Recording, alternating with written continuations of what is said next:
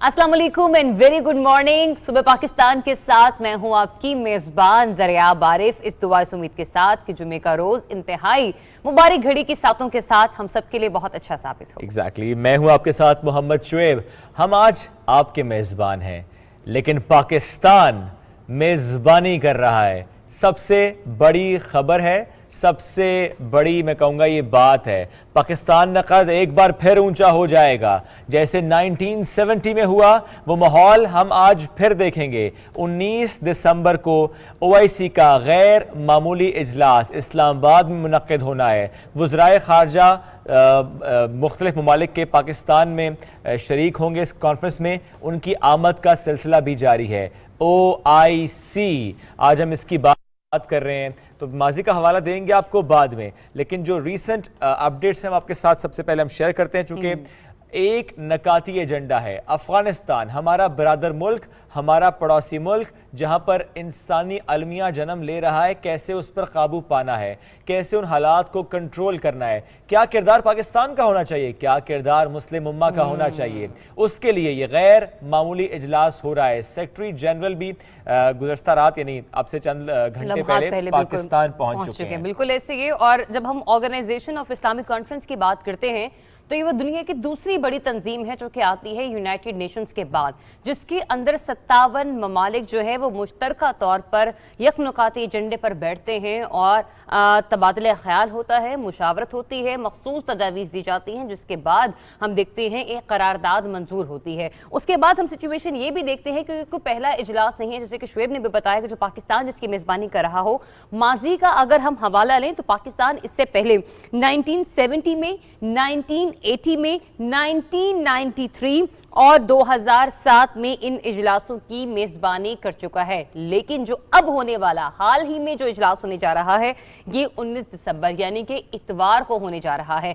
तैयारियां इसके लिए भरपूर कर ली गई हैं। मेहमानों के आने का जो सिलसिला है वो जारी है। वज़राए मुमलिकत आ रहे हैं, वज़राए खारजा आ रहे हैं। 57 ममालिक जो कि इस इजलास से मुंसलिक होंगे, उनके नुमाइंदगान, उनके जो शुरका है वो इजलास की जीनत बनेंगे। जो अभी हमने आपको रिसेंट बड़ी खबर दी वो ये कि ऑर्गेनाइजेशन ऑफ इस्लामिक कॉन्फ्रेंस यानी कि OIC का इजलास अटेंड करने के लिए सेक्रेटरी जनरल OIC इब्राहिम ताहा साहब पहुंच चुके हैं। उन्होंने पाकिस्तान पहुंचने पर गुफ्तगू की है, पहले वो आपको सुनाते हैं।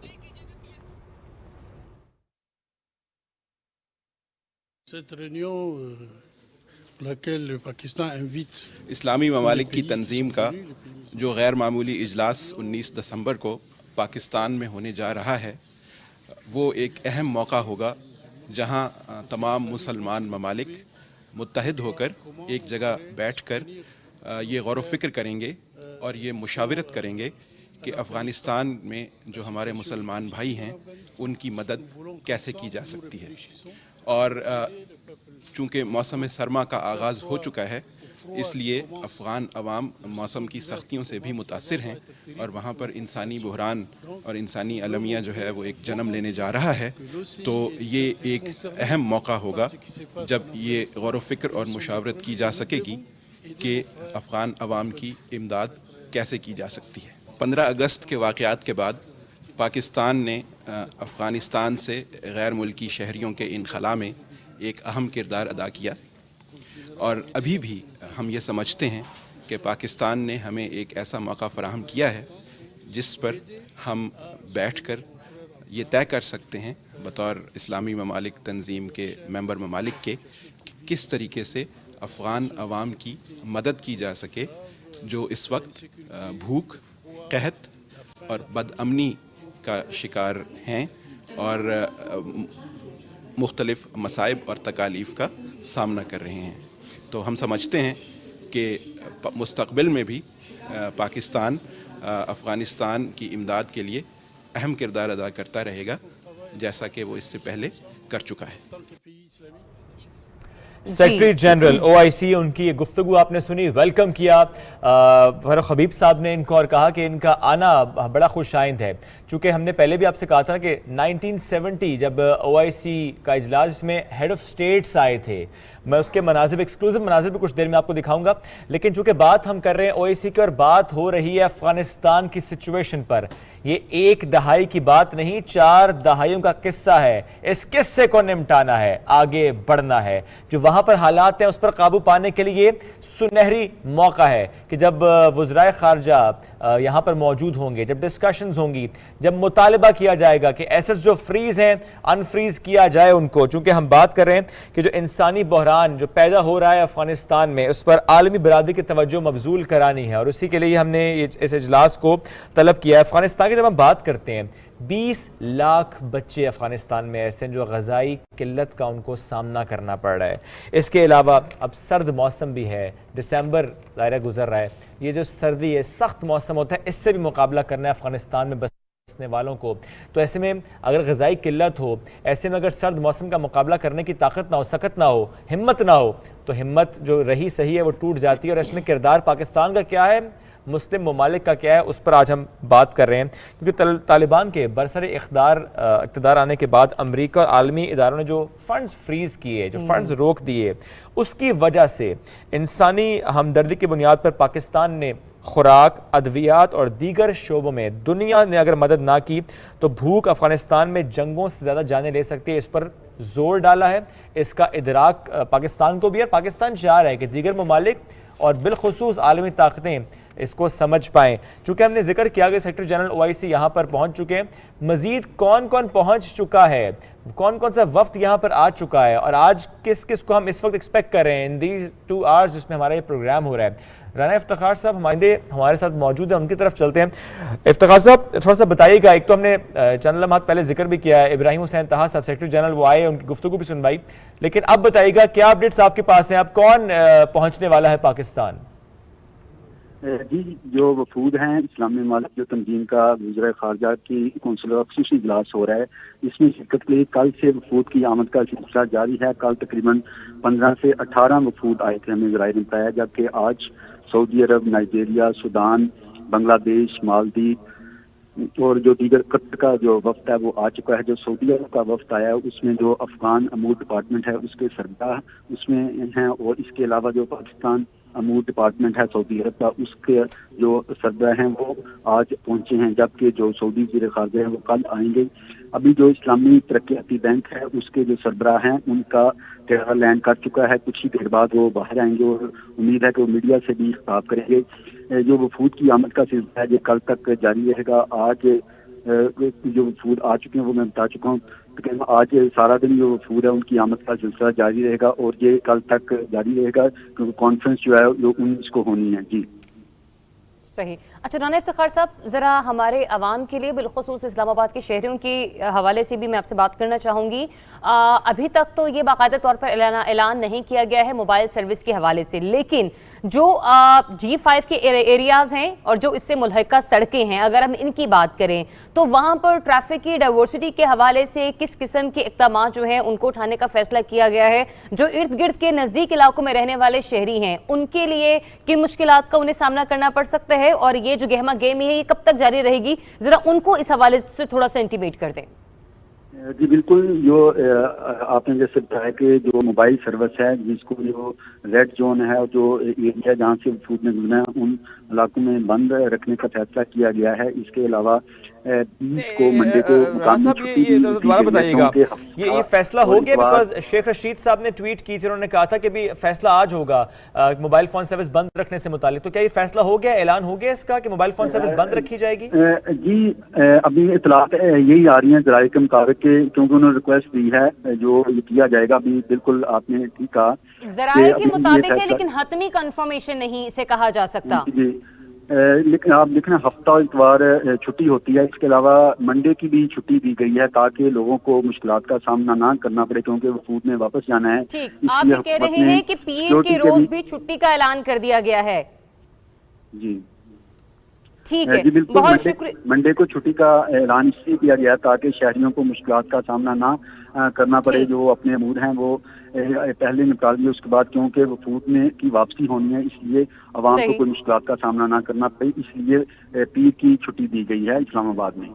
ٹھیک, بہت شکریہ آپ کا رانا افتخار صاحب. وقتاً فوقتاً ہم آپ سے اس پر مزید اپڈیٹس لیتے رہیں گے. صبح پاکستان جب تک آج کی نشست تمام نہیں کرتا, اس سلسلے میں آنے والی ہر اپڈیٹ ہم اپنے ویورز تک پہنچائیں گے. جیسے کہ ہم نے شہریوں کی سہولیات کے حوالے سے بات کی, بالخصوص جن کا تعلق وفاقی دارالحکومت اسلام آباد سے ہے, G5 کے ایریا سے تعلق رکھنے والی جو شخصیات ہیں, اسی سے ملحقہ سڑک ہمیں F6 کی طرف بھی جاتے ہوئے دکھائی دیتی ہے. F5 کا ایریا بھی یہیں سے بہت زیادہ نزدیک پڑتا ہے. تو وہ تمام افراد جو کہ اس ایریا کے قریب رہتے ہیں, انہیں ہو سکتا ہے کہ 2 روز کے لیے موبائل فون سروس سے متعلق مشکلات کا سامنا کرنا پڑ سکتا ہے, لیکن حتمی اعلان ابھی سلسلے میں وزارت داخلہ کی طرف سے نہیں آئے گی. مصدقہ ذرائع کی جانب سے جیسے ہی تصدیق کی جائے گی اس کے حوالے سے بھی آپ کو آگاہ کر دیا جائے گا. دوسرا یہ کہ سوموار کی چھٹی کا اعلان کیا گیا ہے صرف وفاقی دارالحکومت اسلام آباد کے رہنے والے شہریوں کے لیے, تاکہ جو گہما گہمی رہے گی, جو کہ وفود آئے ہوں گے, جو کہ ڈیلیگیشنز آئے ہوں گے, اس حوالے سے کہا جا رہا ہے کہ تھوڑی سی جو کہا جا رہا ہے کہ ہمیں پریشانی کا سامنا نہ کرنا پڑے, اس لیے اس روز چھٹی کا اعلان جو ہے وہ کر دیا گیا ہے. لیکن ساتھ ہی ساتھ میں آپ کو یہ بتا دوں کہ 2 روز کی جو گہما گہمی ہے وہ چلتی رہے گی. بالکل, اور جب ہم گہما گہمی کی بات کریں تو ذرا انتظامات کا جو جائزہ لیا گیا اس کی بات بھی کر لیتے ہیں.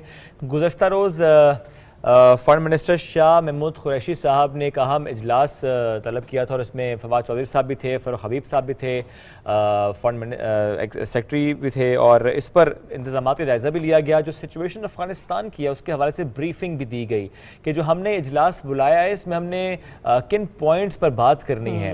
چونکہ ظاہر ہے میں بار بار ذکر افغانستان کا کروں کیونکہ افغانستان پر ہی بات ہونی ہے, جو وہاں کے ایشوز ہیں انہیں کو ڈسکس کیا جانا ہے. تو یہ شاہ صاحب نے کہا کہ یہ جو موقع پاکستان کے پاس اس وقت ہے, یہ جو لمحات اس وقت ہمیں میسر آئے ہیں, یہ بڑا گولڈن ٹائم ہے. یہ ایسا زبردست ہمیں موقع ملا ہے کہ جو انسانی المیہ وہاں پر جنم لے رہا ہے, یا جو وہاں پر ہم امن و استحکام کے لیے یہ جو کام کر سکتے ہیں اس کے لیے یہ ایک سنہری موقع ہے جو پاکستان کے پاس ہے کہ ہم میزبانی کریں. اور فارن منسٹر مختلف ممالک کے یہاں پر ہیں, سیکرٹری جنرل ہیں OIC کے, تو اس پر انہوں نے بریفنگ دی. اب ذرا چلتے ہیں آگے, اور میں چاہوں گا پروڈیوسر صاحب آپ ذرا پلیز ویژول ذرا اب ہم رنگین سے آپ کو بلیک اینڈ وائٹ پہ لے کر چلتے ہیں.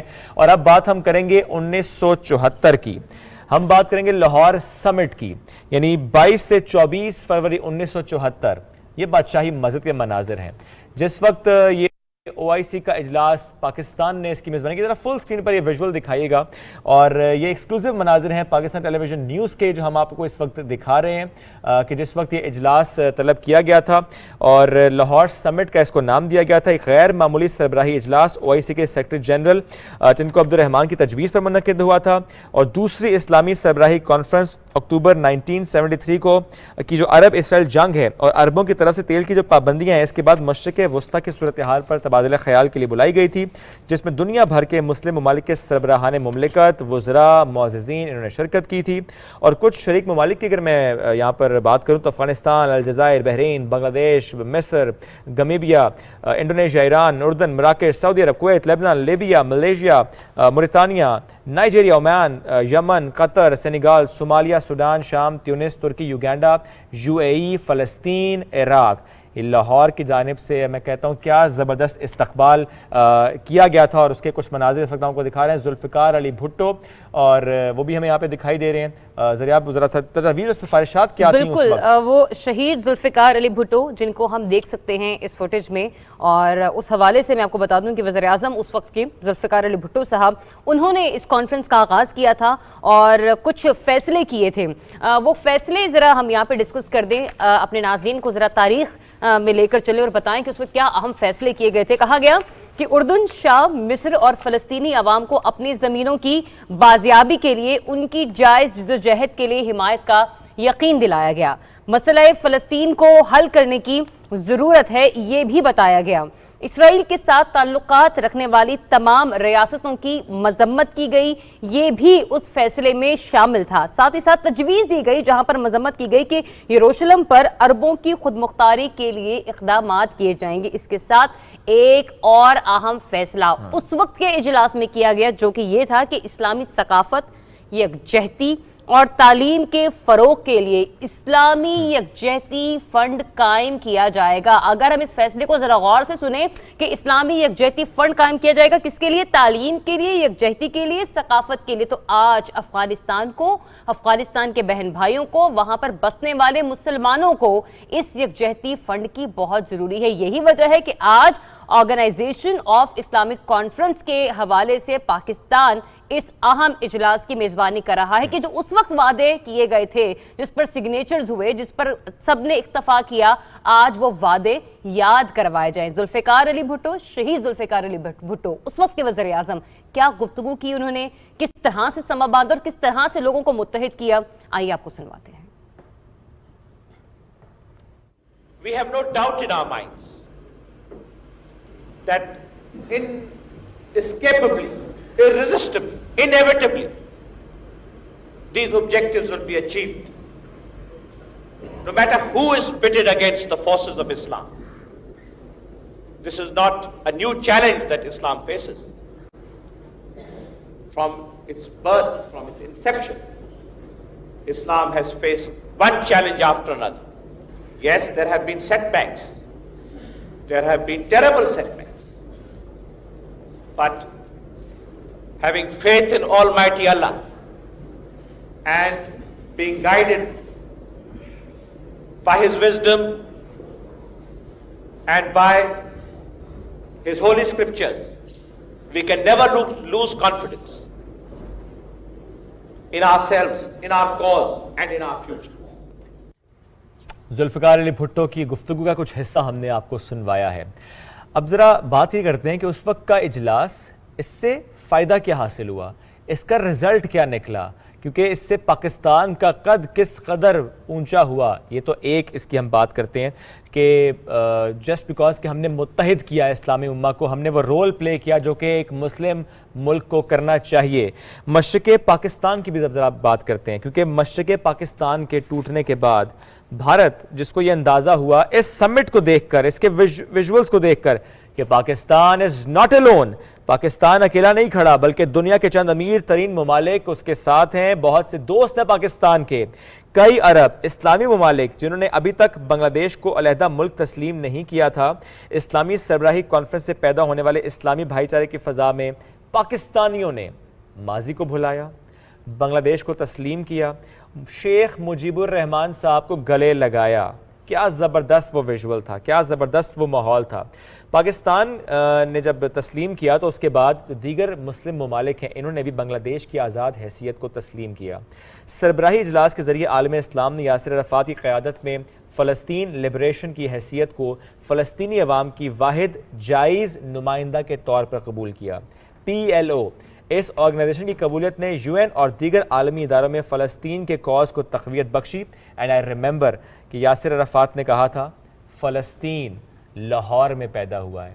تو دیکھیے ایک ایسی کانفرنس جس کا انعقاد ہوا اور اس کی وجہ سے کتنے بڑے مسائل کی نشاندہی کی گئی، اور ان مسائل کی نشاندہی کرنا اس لیے بھی بہت زیادہ ضروری تھا تاکہ اس پر کام ہو سکے، مختلف فورمز اس پر کام کر سکیں۔ تو یہ 1970 کے مناظر، اس وقت ہیڈ آف سٹیٹس آئے تھے، پھر 1980 جب فورن منسٹرز آئے تھے، یعنی 41 سال بعد اب دوبارہ سے ہم دیکھ رہے ہیں کہ فورن منسٹرز پاکستان میں آ رہے ہیں، اور یہ 41 سال کا سفر تو ہے، لیکن ہم نے پھر سے متحد ہونا ہے، اکٹھے ہونا ہے۔ جو درپیش چیلنجز مسلم امہ کو ہیں اس پر تو بات ہونی ہے، لیکن اس وقت اہم مسئلہ ہمارے برادر ملک کو درپیش ہے، دیٹ از افغانستان۔ اور اس سے ہم یہ نہیں کہہ سکتے کہ صرف ہمارا برادر ملک، کہتے ہیں نا کہ یہ 5 انگلیاں ہیں، اگر ایک انگلی کو تکلیف ہوگی تو پورا جسم، پورا بازو تکلیف میں رہے گا۔ اگر خطے کے ایک ملک میں مسئلہ ہوگا اور وہاں پر مسلمان بہن بھائی رہتے ہیں تو ہمیں دیکھنا ہے کہ ہم خطے کے حوالے سے اپنا کیا اہم کردار ادا کر سکتے ہیں۔ اسی سلسلے سے متعلق ایک لیٹسٹ ڈیولپمنٹ بھی آپ کو اپڈیٹ کر دیں، جس میں وضاحت ہونا اور سچائی ہونا بہت ضروری ہے۔ جس وقت ہم اپنے رپورٹر سے بات کر رہے تھے اس وقت بھی ہم نے موبائل فون سروس کے بند ہونے کے معاملے پر ان سے گفتگو کی تھی۔ کچھ میڈیا ہاؤسز جو ہیں وہ اس بارے میں خبر چلا رہے ہیں کہ یہ ٹیلی فون سروس جو ہے وہ بند رہے گی۔ ممکنہ طور پر یہ فیصلہ ہو سکتا ہے، لیکن مصدقہ ذرائع کے مطابق ابھی تک اس قسم کا کوئی حتمی فیصلہ نہیں کیا گیا ہے۔ میری گزارش ہے کہ شیخ رشید صاحب کی ٹویٹ ذرا جو ہے وہ ہمارے ناظرین کو دکھائی جائے۔ وفاقی وزیر داخلہ شیخ رشید صاحب، ان کی ٹویٹر پیغام کے ذریعے، جس کو بہت ہی مصدق خبر مانا جاتا ہے جب بھی کسی وزارت کے حوالے سے کوئی خبر سامنے آتی ہے، اس میں وہ ببانگ دوحل وضاحت کے ساتھ یہ بیان دے رہے ہیں اور کہہ رہے ہیں کہ یہ جو معاملہ ہے OIC کے اہم اجلاس کی ٹویٹ آپ دیکھ سکتے ہیں 7 والی ونڈو میں۔ اسلام آباد میں OIC وزرائے خارجہ کانفرنس کے سلسلے میں موبائل فون سروس بند کرنے کا تعین کل کیا جائے گا، یعنی کہ آج کیا جائے گا۔ موبائل فون سروس بند کرنے کے حوالے سے مشاورت ابھی تک جاری ہے اور مکمل مشاورت کے بعد موبائل فون سروس بندش کے اوقات اور ایام کا فیصلہ کل تک کر لیا جائے گا۔ مطلب یہ فیصلہ آج ہو جائے گا اور یہ اناؤنس کر دیا جائے گا کہ کتنے روز کے لیے اس موبائل فون سروس کو بند کیا جا رہا ہے۔ اور یہ بھی فیصلہ ہونا ہے کہ فون سروس بند ہونی ہے یا کہ نہیں ہونی ہے، تو کن آورز میں بند ہونی ہے، اور کیا ہو سکتا ہے ایگزیکٹلی کہ کسی بھی اس میں انتخاب کیا جا سکتا ہے۔ تو 3 چیزیں اسلام آباد کی شہری نوٹ کر لیں، اور جنہوں نے سفر باندھنا ہے دوسرے شہروں کے، جو کہ کل سے ہم لوگوں سے بھی یا باقی عزیزوں سے بھی رابطہ کرنے کی کوشش کر رہے تھے، ان کو یہ ہم اپڈیٹ دے دیں کہ جو سچویشن ابھی وہ ہے کہ ابھی تک موبائل فون سروس بند کرنے کا فیصلہ نہیں ہوا، لیکن معاملہ زیر غور ہے۔ دوسری بات یہ ہے کہ سوموار کو چھٹی کے حوالے سے فیصلہ کیا جا چکا ہے، اور تیسری خبر یہ کہ گہما گہمی ہونے کی وجہ سے صورتحال جو ہے وہ اسی طرح کی رہے گی، بالخصوص G5 کے ایریاز میں۔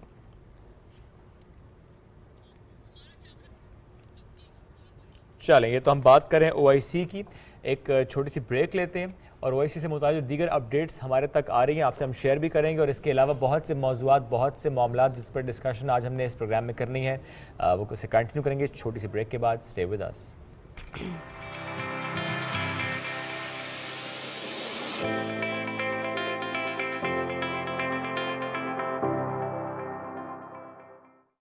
KASB K-Trade لایا انویسٹمنٹ کی سہولت تمام پاکستانیوں کے لیے۔ اب پاکستان سٹاک مارکیٹ میں آپ پاکستان کی ٹاپ کمپنیز کے حصے دار بن سکتے ہیں، وہ بھی نہایت ہی آسان طریقے سے۔ بس K-Trade ایپ ڈاؤن لوڈ کریں اور پائیں ریسرچ پورٹل تک رسائی، سب سے کم چارجز، اور گھر بیٹھے پائیں بہترین سرمایہ کاری کا موقع، کہیں بھی کبھی بھی۔ KASB K-Trade، اب انویسٹمنٹ کرے ہر کوئی۔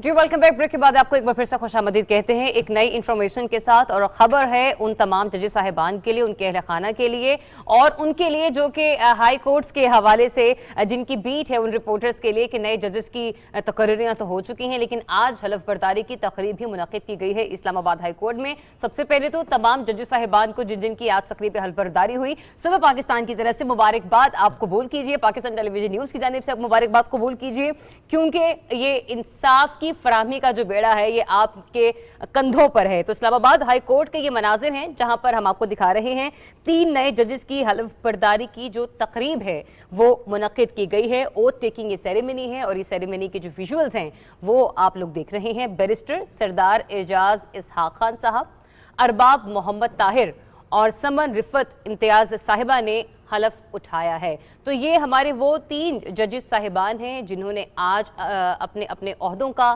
حلف اٹھایا ہے۔ چیف جسٹس اسلام آباد ہائی کورٹ عطر من اللہ صاحب نے ان نئے ججز سے حلف لیا ہے، جبکہ تقریب حلف برداری کے اگر حوالے سے بات کریں تو آپ دیکھ سکتے ہیں کہ شرکا میں ججز اور وکلاء برادری نے شرکت کی ہے۔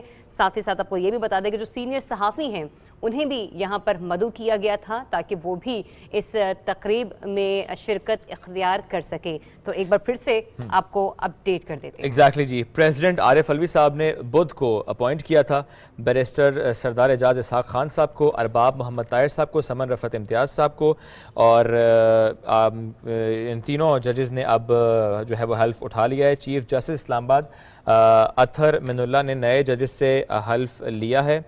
تقریب حلف برداری میں ججز اور وکلاء کی شرکت ہے. ہم آپ کو پھر سے بتائیں, بیرسٹر سردار اعجاز اسحاق خان صاحب, ارباب محمد طاہر صاحب اور سمن رفعت امتیاز صاحبہ نے حلف اٹھا لیا ہے. چیف جسٹس اسلام آباد ہائی کورٹ اطہر من اللہ صاحب نے نئے ججز سے حلف لیا ہے. تقریب حلف برداری میں ججز اور وکلاء نے شرکت کی ہے. یہ پریزیڈنٹ صاحب نے یعنی عارف الوی صاحب نے بدھ کو ان کو اپوائنٹ کیا تھا.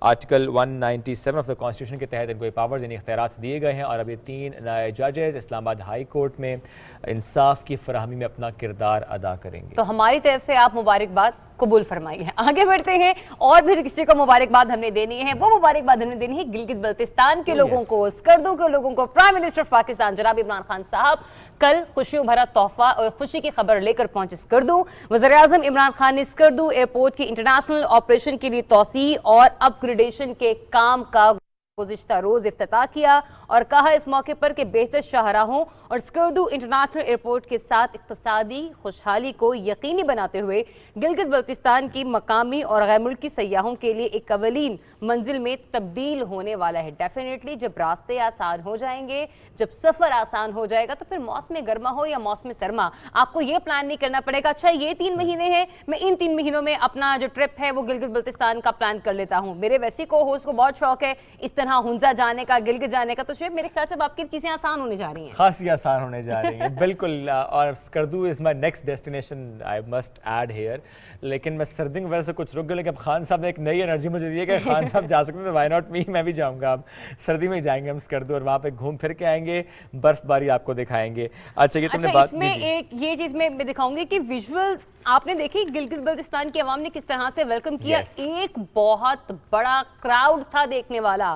گلگت بلتستان جہاں پہ کہا جاتا ہے کہ وہاں پر حکومت بنانا اتنا آسان نہیں ہوتا, لیکن وہاں کے لوگ جس طرح سے پرائم منسٹر کو ویلکم کر رہے ہیں قابل دید ہے. اور میں نے ان تمام فوٹیج میں ایک فوٹیج ایسی بھی دیکھی کہ جہاں پر ایک معذور شخص اپنی ویل چیئر پر اس قدر ٹھنڈ میں خان صاحب کے استقبال کے لیے وہاں پر موجود تھے. تو آپ کی محبت کا میں کہوں گی کہ قابل ستائش ہے, اینڈ ڈیفینیٹلی آپ ہی جیسے لوگوں کے لیے پرائم منسٹر آف پاکستان اس طرح کے ہم فیصلے کریں. ایگزیکٹلی. چلیں جی, اب تو اسکردو میں جو ٹورسٹ زیادہ سے زیادہ آئیں گے. اب بڑھتے ہیں آگے, گرین شرٹس کی بات کرتے ہیں, شاہینوں کی بات کرتے ہیں. جیت کی T20 سیریز, تیسرا میچ بھی شاہینوں نے اپنے نام کیا. سیریز 3-0 سے اپنے نام کی ہے.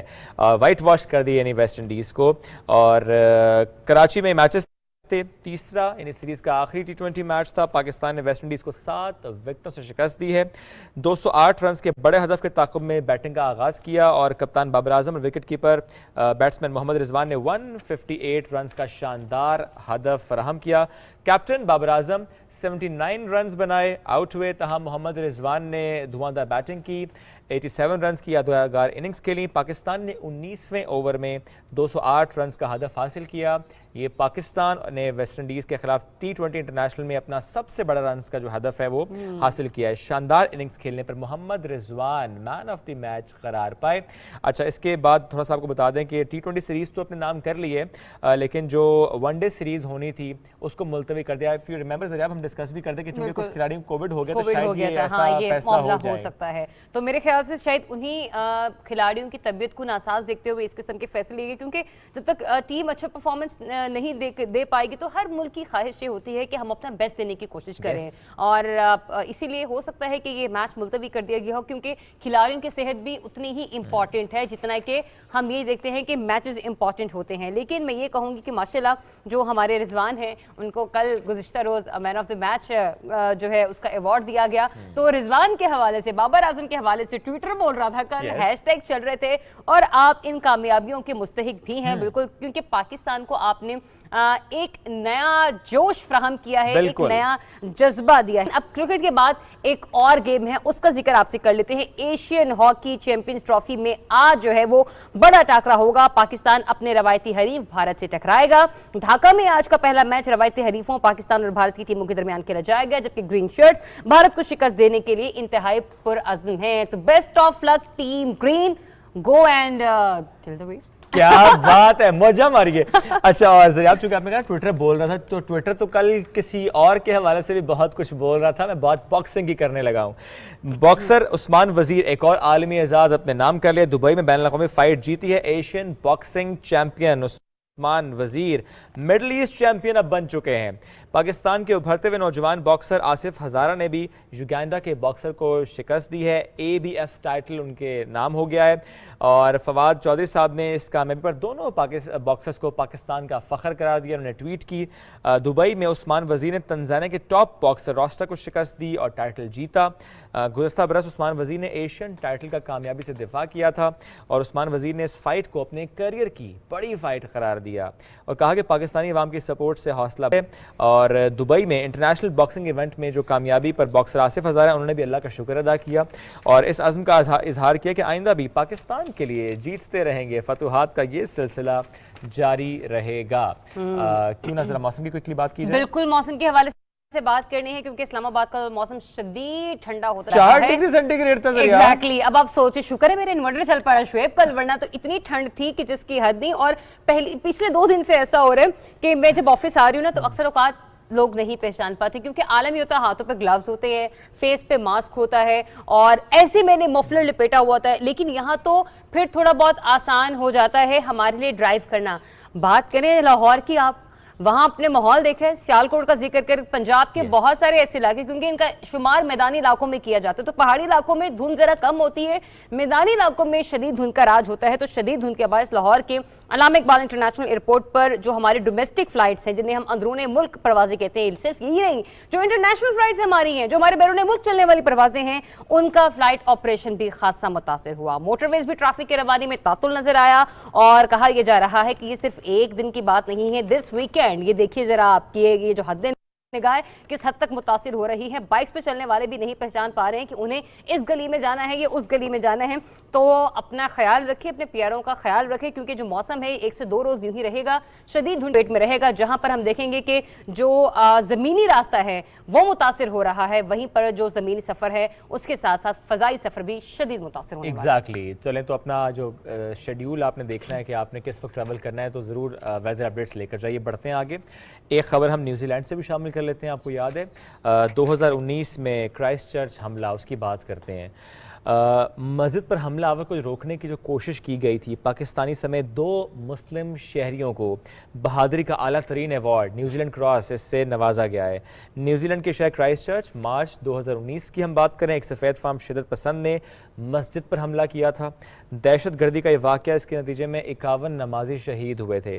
اس حملے کو ناکام بنانے کے لیے پاکستانی نژاد نعیم راشد اپنی جان کی بازی ہار گئے تھے، تاہم افغان نژاد عبدالعزیز اس حملے میں بچنے میں کامیاب ہوئے۔ نیوزی لینڈ کی وزیراعظم جسنڈا آرڈرن نے اس اعزاز کا اعلان کیا اور کہا کہ اس سے قبل یہ تمغہ صرف 2 بار دیا گیا تھا اور اب 8 دیگر ایسے افراد کو بھی یہ انعام دیا گیا ہے جنہوں نے برستی گولیاں ہیں ان کا مقابلہ کیا ہے اور دوسروں کی مدد کی ہے، ایک مثال قائم کی ہے، بہادری کا مظاہرہ کیا ہے کہ جس وقت یہ حملہ ہو رہا تھا وہ ایسے سینہ چوڑا کر کے اس حملے کو روکنے کی کوشش کر رہے تھے، تو اس لیے ان کو یہ ایوارڈ جو ہے وہ دیا گیا ہے۔ ایک بریک کی طرف بڑھتے ہیں، بریک سے واپس آئیں گے، پھر موضوعات بھی شامل کریں گے، آپ ساتھ رہیے۔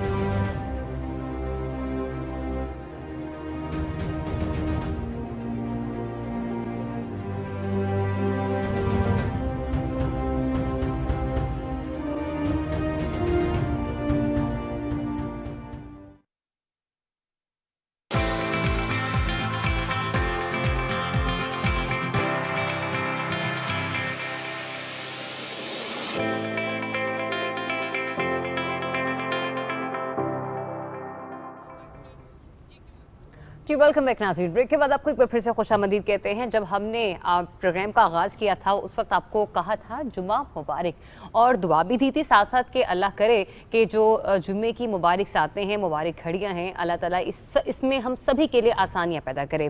हमारी कोशिश होती है कि जुम्मे के रोज़ आपके लिए इस्लामिक पॉइंट ऑफ व्यू से एक ऐसा टॉपिक आपसे मुतारिफ़ करवाया जाए जहाँ पर हमारी भी इस्लाह हो सके और हम उस इस्लाह में आप लोगों की भी रहनुमाई कर सकें अपने स्कॉलर्स के थ्रू। तो आज इसी तरह से हमने एक स्कॉलर को, एक मजहबी स्कॉलर को दावा दी है, लेकिन किस अहम इशू पर बात करने के लिए हम बात करेंगे आज दीनी मामलात के हवाले से कि इस्लाम में जो दीन का तसव्वुर है वो कहाँ पर हम उसकी इम्पोर्टेंस को देखते हैं।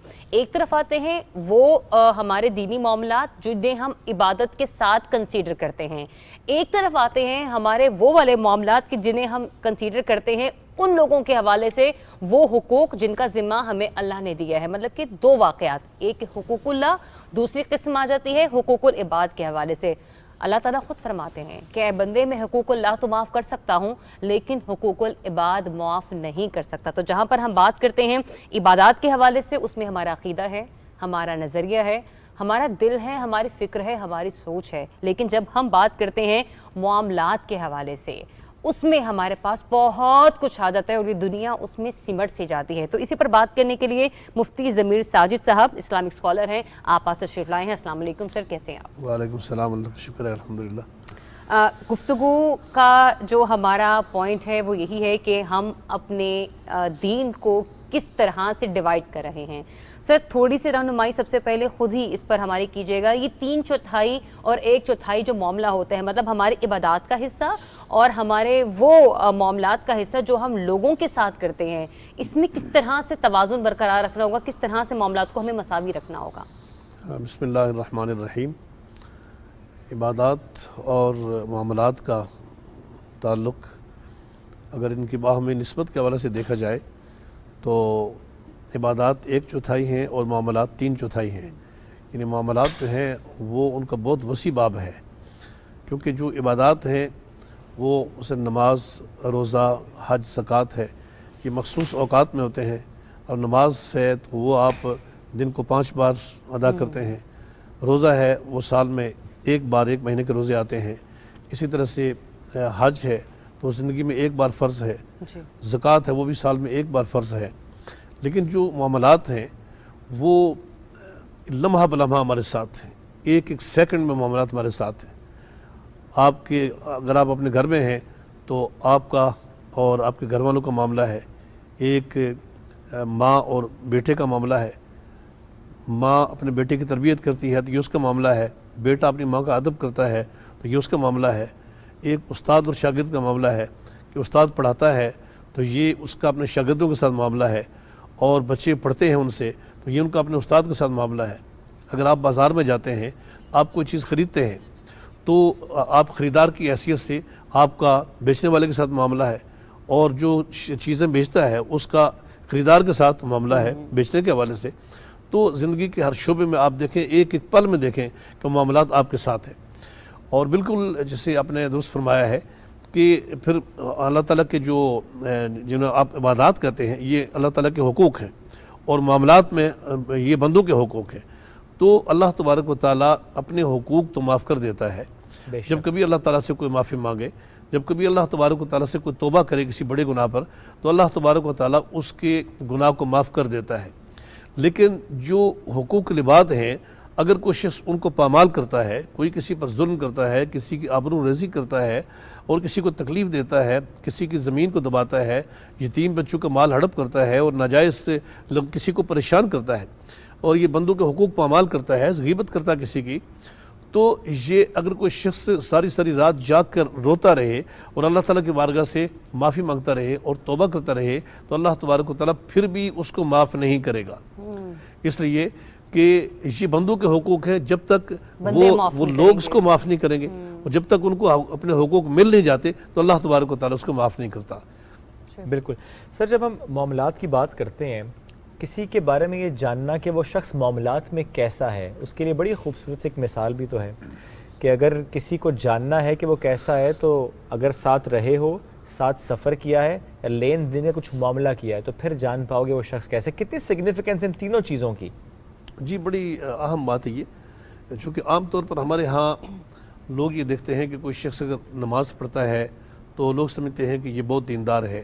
اگر کوئی شخص روزے کی حالت میں ہے یا کوئی حج کر کے آیا ہے تو ہمارے ہاں یہ تصور ہے کہ یہ بہت دیندار ہے، وہ بہت دیانتدار ہے. بالکل. لیکن کیا دینداری کا اندازہ صرف نماز پڑھنے سے لگایا جا سکتا ہے، یا حج کرنے سے، یا کوئی شخص روزہ رکھتا ہے تو اس سے دینداری کا اندازہ ہو سکتا ہے؟ اگرچہ یہ بہت بڑی عبادات ہیں، اللہ تعالیٰ کی عظمت اور کبریائی کی وجہ سے ان کی زیادہ تاکید ہے کہ آپ یہ عبادات بجا لائیں. لیکن کیا صرف ان عبادات کی وجہ سے کوئی شخص ایک دیانتدار اور ایک اچھا انسان کہلائے گا؟ اس بارے میں ایک واقعہ بھی میرے سامنے آتا ہے کہ حضرت فاروق اعظم رضی اللہ تعالیٰ عنہ کے زمانے میں کوئی ایک کیس آپ کے سامنے پیش ہوا جس پر 2 گواہ تھے. تو ایک گواہ کے بارے میں تو آپ جانتے تھے مگر دوسرے کے بارے میں آپ نہیں جانتے تھے. تو اس سے آپ نے لوگوں سے پوچھا کہ اس شخص کے بارے میں آپ کا کیا خیال ہے. تو ایک شخص کھڑا ہوا تو اس نے کہا جی میں جانتا ہوں یہ بہت دیندار انسان ہے. تو آپ نے پوچھا کہ آپ کو اس کی دینداری کے بارے میں کیا علم ہے، کیا آپ اس کے پڑوس پہ رہے ہیں کبھی؟ تو اس نے کہا نہیں. آپ نے فرمایا کیا آپ نے کبھی اس کے ساتھ سفر کیا ہے؟ اس نے کہا نہیں. پھر آپ نے پوچھا کہ کیا کبھی آپ نے کوئی لین دین کیا، کوئی خرید و فروخت ہوئی ہے؟ اس نے کہا کہ نہیں. تو پھر آپ نے پوچھا کہ آپ بڑی زبردست بات آپ نے کہی ہے کہ آپ نے فرمایا کہ اس کے مطلب ہے کہ کہیں آپ نے اس کو مسجد سے نماز پڑھ کر نکلتے دیکھا ہوگا. تو اس نے کہا کہ ہاں ایسے ہی تھا کہ میں نے اس کو نماز پڑھتے ہوئے دیکھا ہے. تو آپ نے فرمایا کہ نہیں، صرف نماز سے کسی کی دینداری کا اندازہ نہیں ہو سکتا، اس کے معاملات سے اور اس کے کردار سے، اس کے دوسروں کے ساتھ میل جول سے اندازہ ہوتا ہے کہ اس شخص کے اندر کیا دیانتداری ہے اور کیا دینداری ہے. تو یہ کسی انسان کو پرکھنے کے لیے یہ ضروری ہے کہ دیکھا جائے کہ وہ کسی کے ساتھ لین دین میں کیسا ہے. بالکل صحیح بات ہے. اور اس کے ساتھ دیکھا جائے کہ اگر کوئی سفر میں تھا تو سفر کے ساتھ کیسا سلوک کیا اس نے. اگر کوئی کسی کے پڑوس میں تھا تو پڑوس کے ساتھ جو کیسا پڑوس تھا کہ وہ اس کو اذیت دیتا رہا یا اس نے سلوک کرتا رہا. بالکل سر. جب ہم اعمال نامے کی بات کرتے ہیں سر، اس کے حوالے سے بھی کہا جاتا ہے کہ اللہ اور ہمارا ایک الگ معاملہ ہے، عبادات کا معاملہ ہے. وہ اگر ہم نے اس میں کوئی کوتاہی کمی کر بھی دی تو وہ اللہ معاف کرنے والا ہے. لیکن اگر جیسے ذریعہ نے بھی ذکر کیا، اگر ہم یہ معاملات میں یا کسی کی اگر ہم حق تلفی کر رہے ہیں، کسی کا اگر ہم دل دکھا رہے ہیں، وہ جو اعمال نامہ ہے ہمارا، اس پر تو کوئی چھوٹ نہیں ہے، اس پر تو اللہ بھی معاف نہیں کرے گا. جی بالکل. اعمال نامے کے حوالے سے وہ کئی طرح کا اعمال نامہ ہے. ایک اعمال نامے میں ایک ایسا گناہ ہے کہ اس کے بارے میں اللہ تبارک و تعالیٰ نے قرآن مجید میں واضح طور پر اعلان کر دیا ہے کہ اللہ تبارک و تعالیٰ اس کو کبھی معاف نہیں کرے گا، اور وہ شرک ہے. بالکل. ان اللہ لا یغفر ان یشرک بہ ویغفر ما دون ذلک لمن یشاء. اللہ تعالیٰ شرک کو معاف نہیں کرے گا، اور اس کے علاوہ جس چیز کو چاہے وہ اللہ تعالیٰ معاف کر دے، اس کی مرضی کی بات ہے. اور دوسرا اعمال نامہ یعنی اعمال نامے کی دوسری حیثیت یہ ہے کہ لوگوں کے حقوق پر اعمال کیے جائیں. کسی کو پریشان کیا جائے، اس پر ظلم کیا جائے، اس کی جائیداد کو ضبط کیا جائے، مختلف چیزیں اس طرح کے جو کسی دوسرے انسان کے ساتھ برا سلوک کیا جائے، یہ وہ گناہ ہے کہ جو اللہ تعالیٰ کبھی معاف نہیں کرتا جب تک کہ لوگ معاف نہ کریں. اس کے علاوہ باقی جو گناہ ہیں وہ اللہ تبارک و تعالیٰ کی مرضی پر ہے، چاہے تو کسی کو معاف اور اللہ بے شک اللہ غفور الرحیم ہے، وہ معاف کرنے والا ہے، معاف کرنے والا. سر بہت شکریہ، ساتھ موجود تھے آپ اور اس اہم موضوع پر ہم سے گفتگو کر رہے تھے، ہماری رہنمائی کر رہے تھے کہ عبادات کی اپنی سگنیفیکنس ہے، لیکن اسی دین میں ہے حقوق العباد، اس کی بہت زیادہ سگنیفیکنس ہے. ایک بریک کی طرف بڑھیں گے، نیوز بریک لیں گے، واپس آئیں گے، ساتھ رہیے.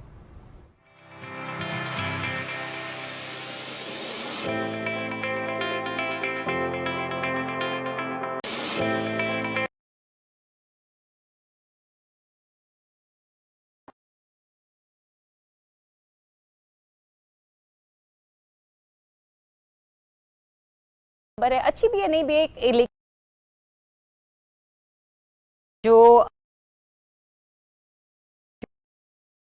ہو جائیں، جو کچن میں ہیں وہ جلدی جلدی سے بریک فاسٹ ریڈی کرے تاکہ آپ اپنے ہسبینڈ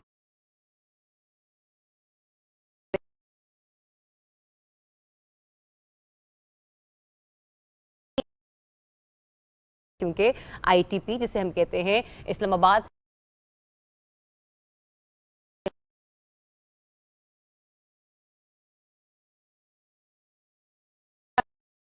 ہے، تو وہ حضرات جنہوں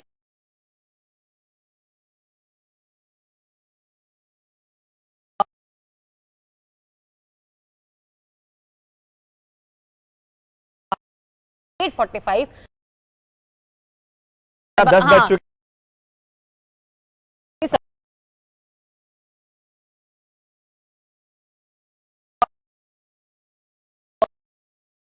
जाइए, क्योंकि आपको पता है ओआईसी का इजलास होना है 19 दिसंबर।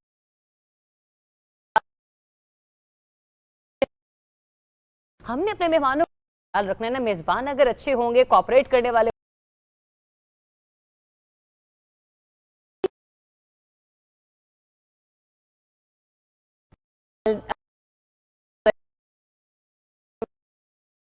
इनका जवाब ठीक बताया है? हुआ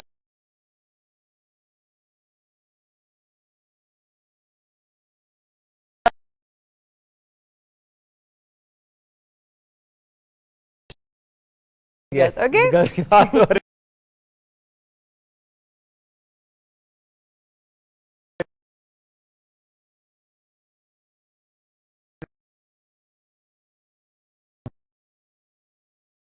इस पर हम काम कर पाए हैं, कौन है इसके पीछे और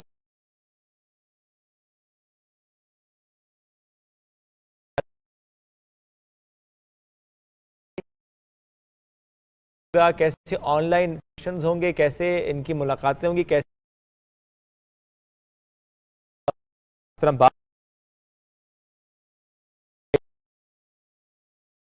लेक्चरर अपनी खिदमत सर अंजाम दे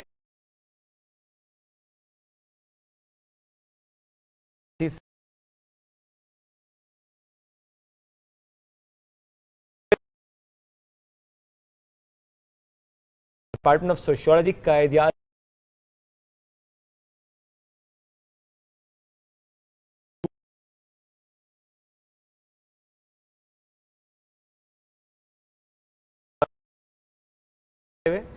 जी, ये हम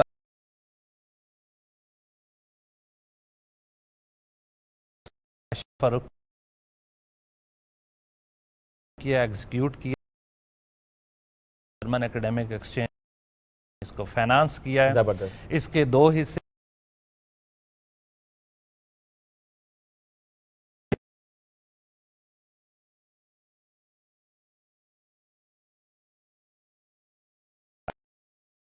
से टेक्निकल यूनिवर्सिटी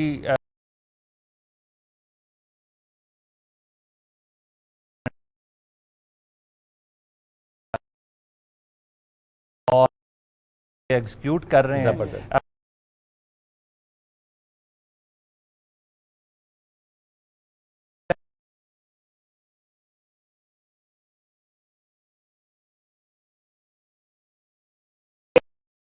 जी 6 साल बाद हम दोबारा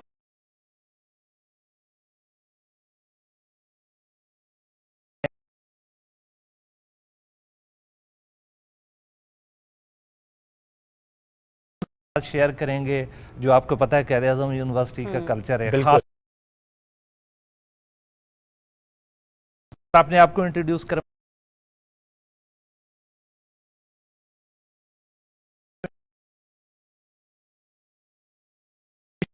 ये 1 साल तक वर्चुअली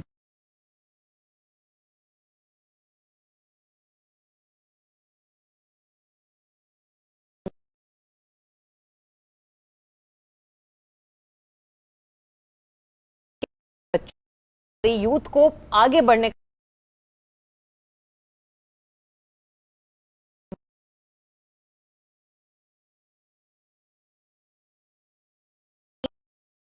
सेशन के बाद ये प्रोग्राम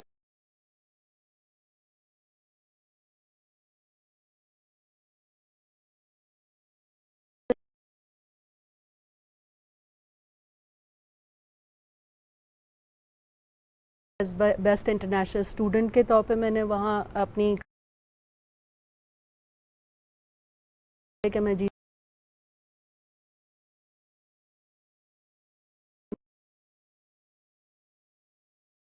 हम नहीं करेंगे जो हम पाकिस्तानी वहाँ पर हैं, तो हमें थोड़ा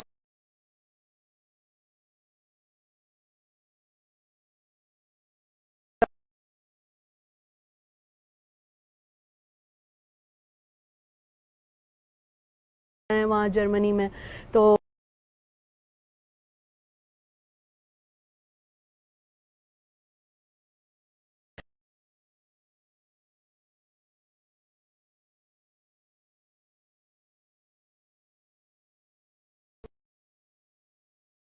ہم فرسٹ ٹائم ہمیں یہ ایوارڈ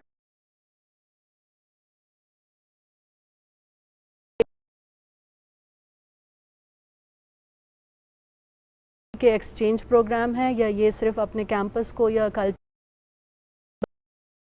ایک ریسرچ پیپر لکھیں گے جو ایک سائنٹیفک ورلڈ کی ریکوائرمنٹ کالز کے کیمپس لائیو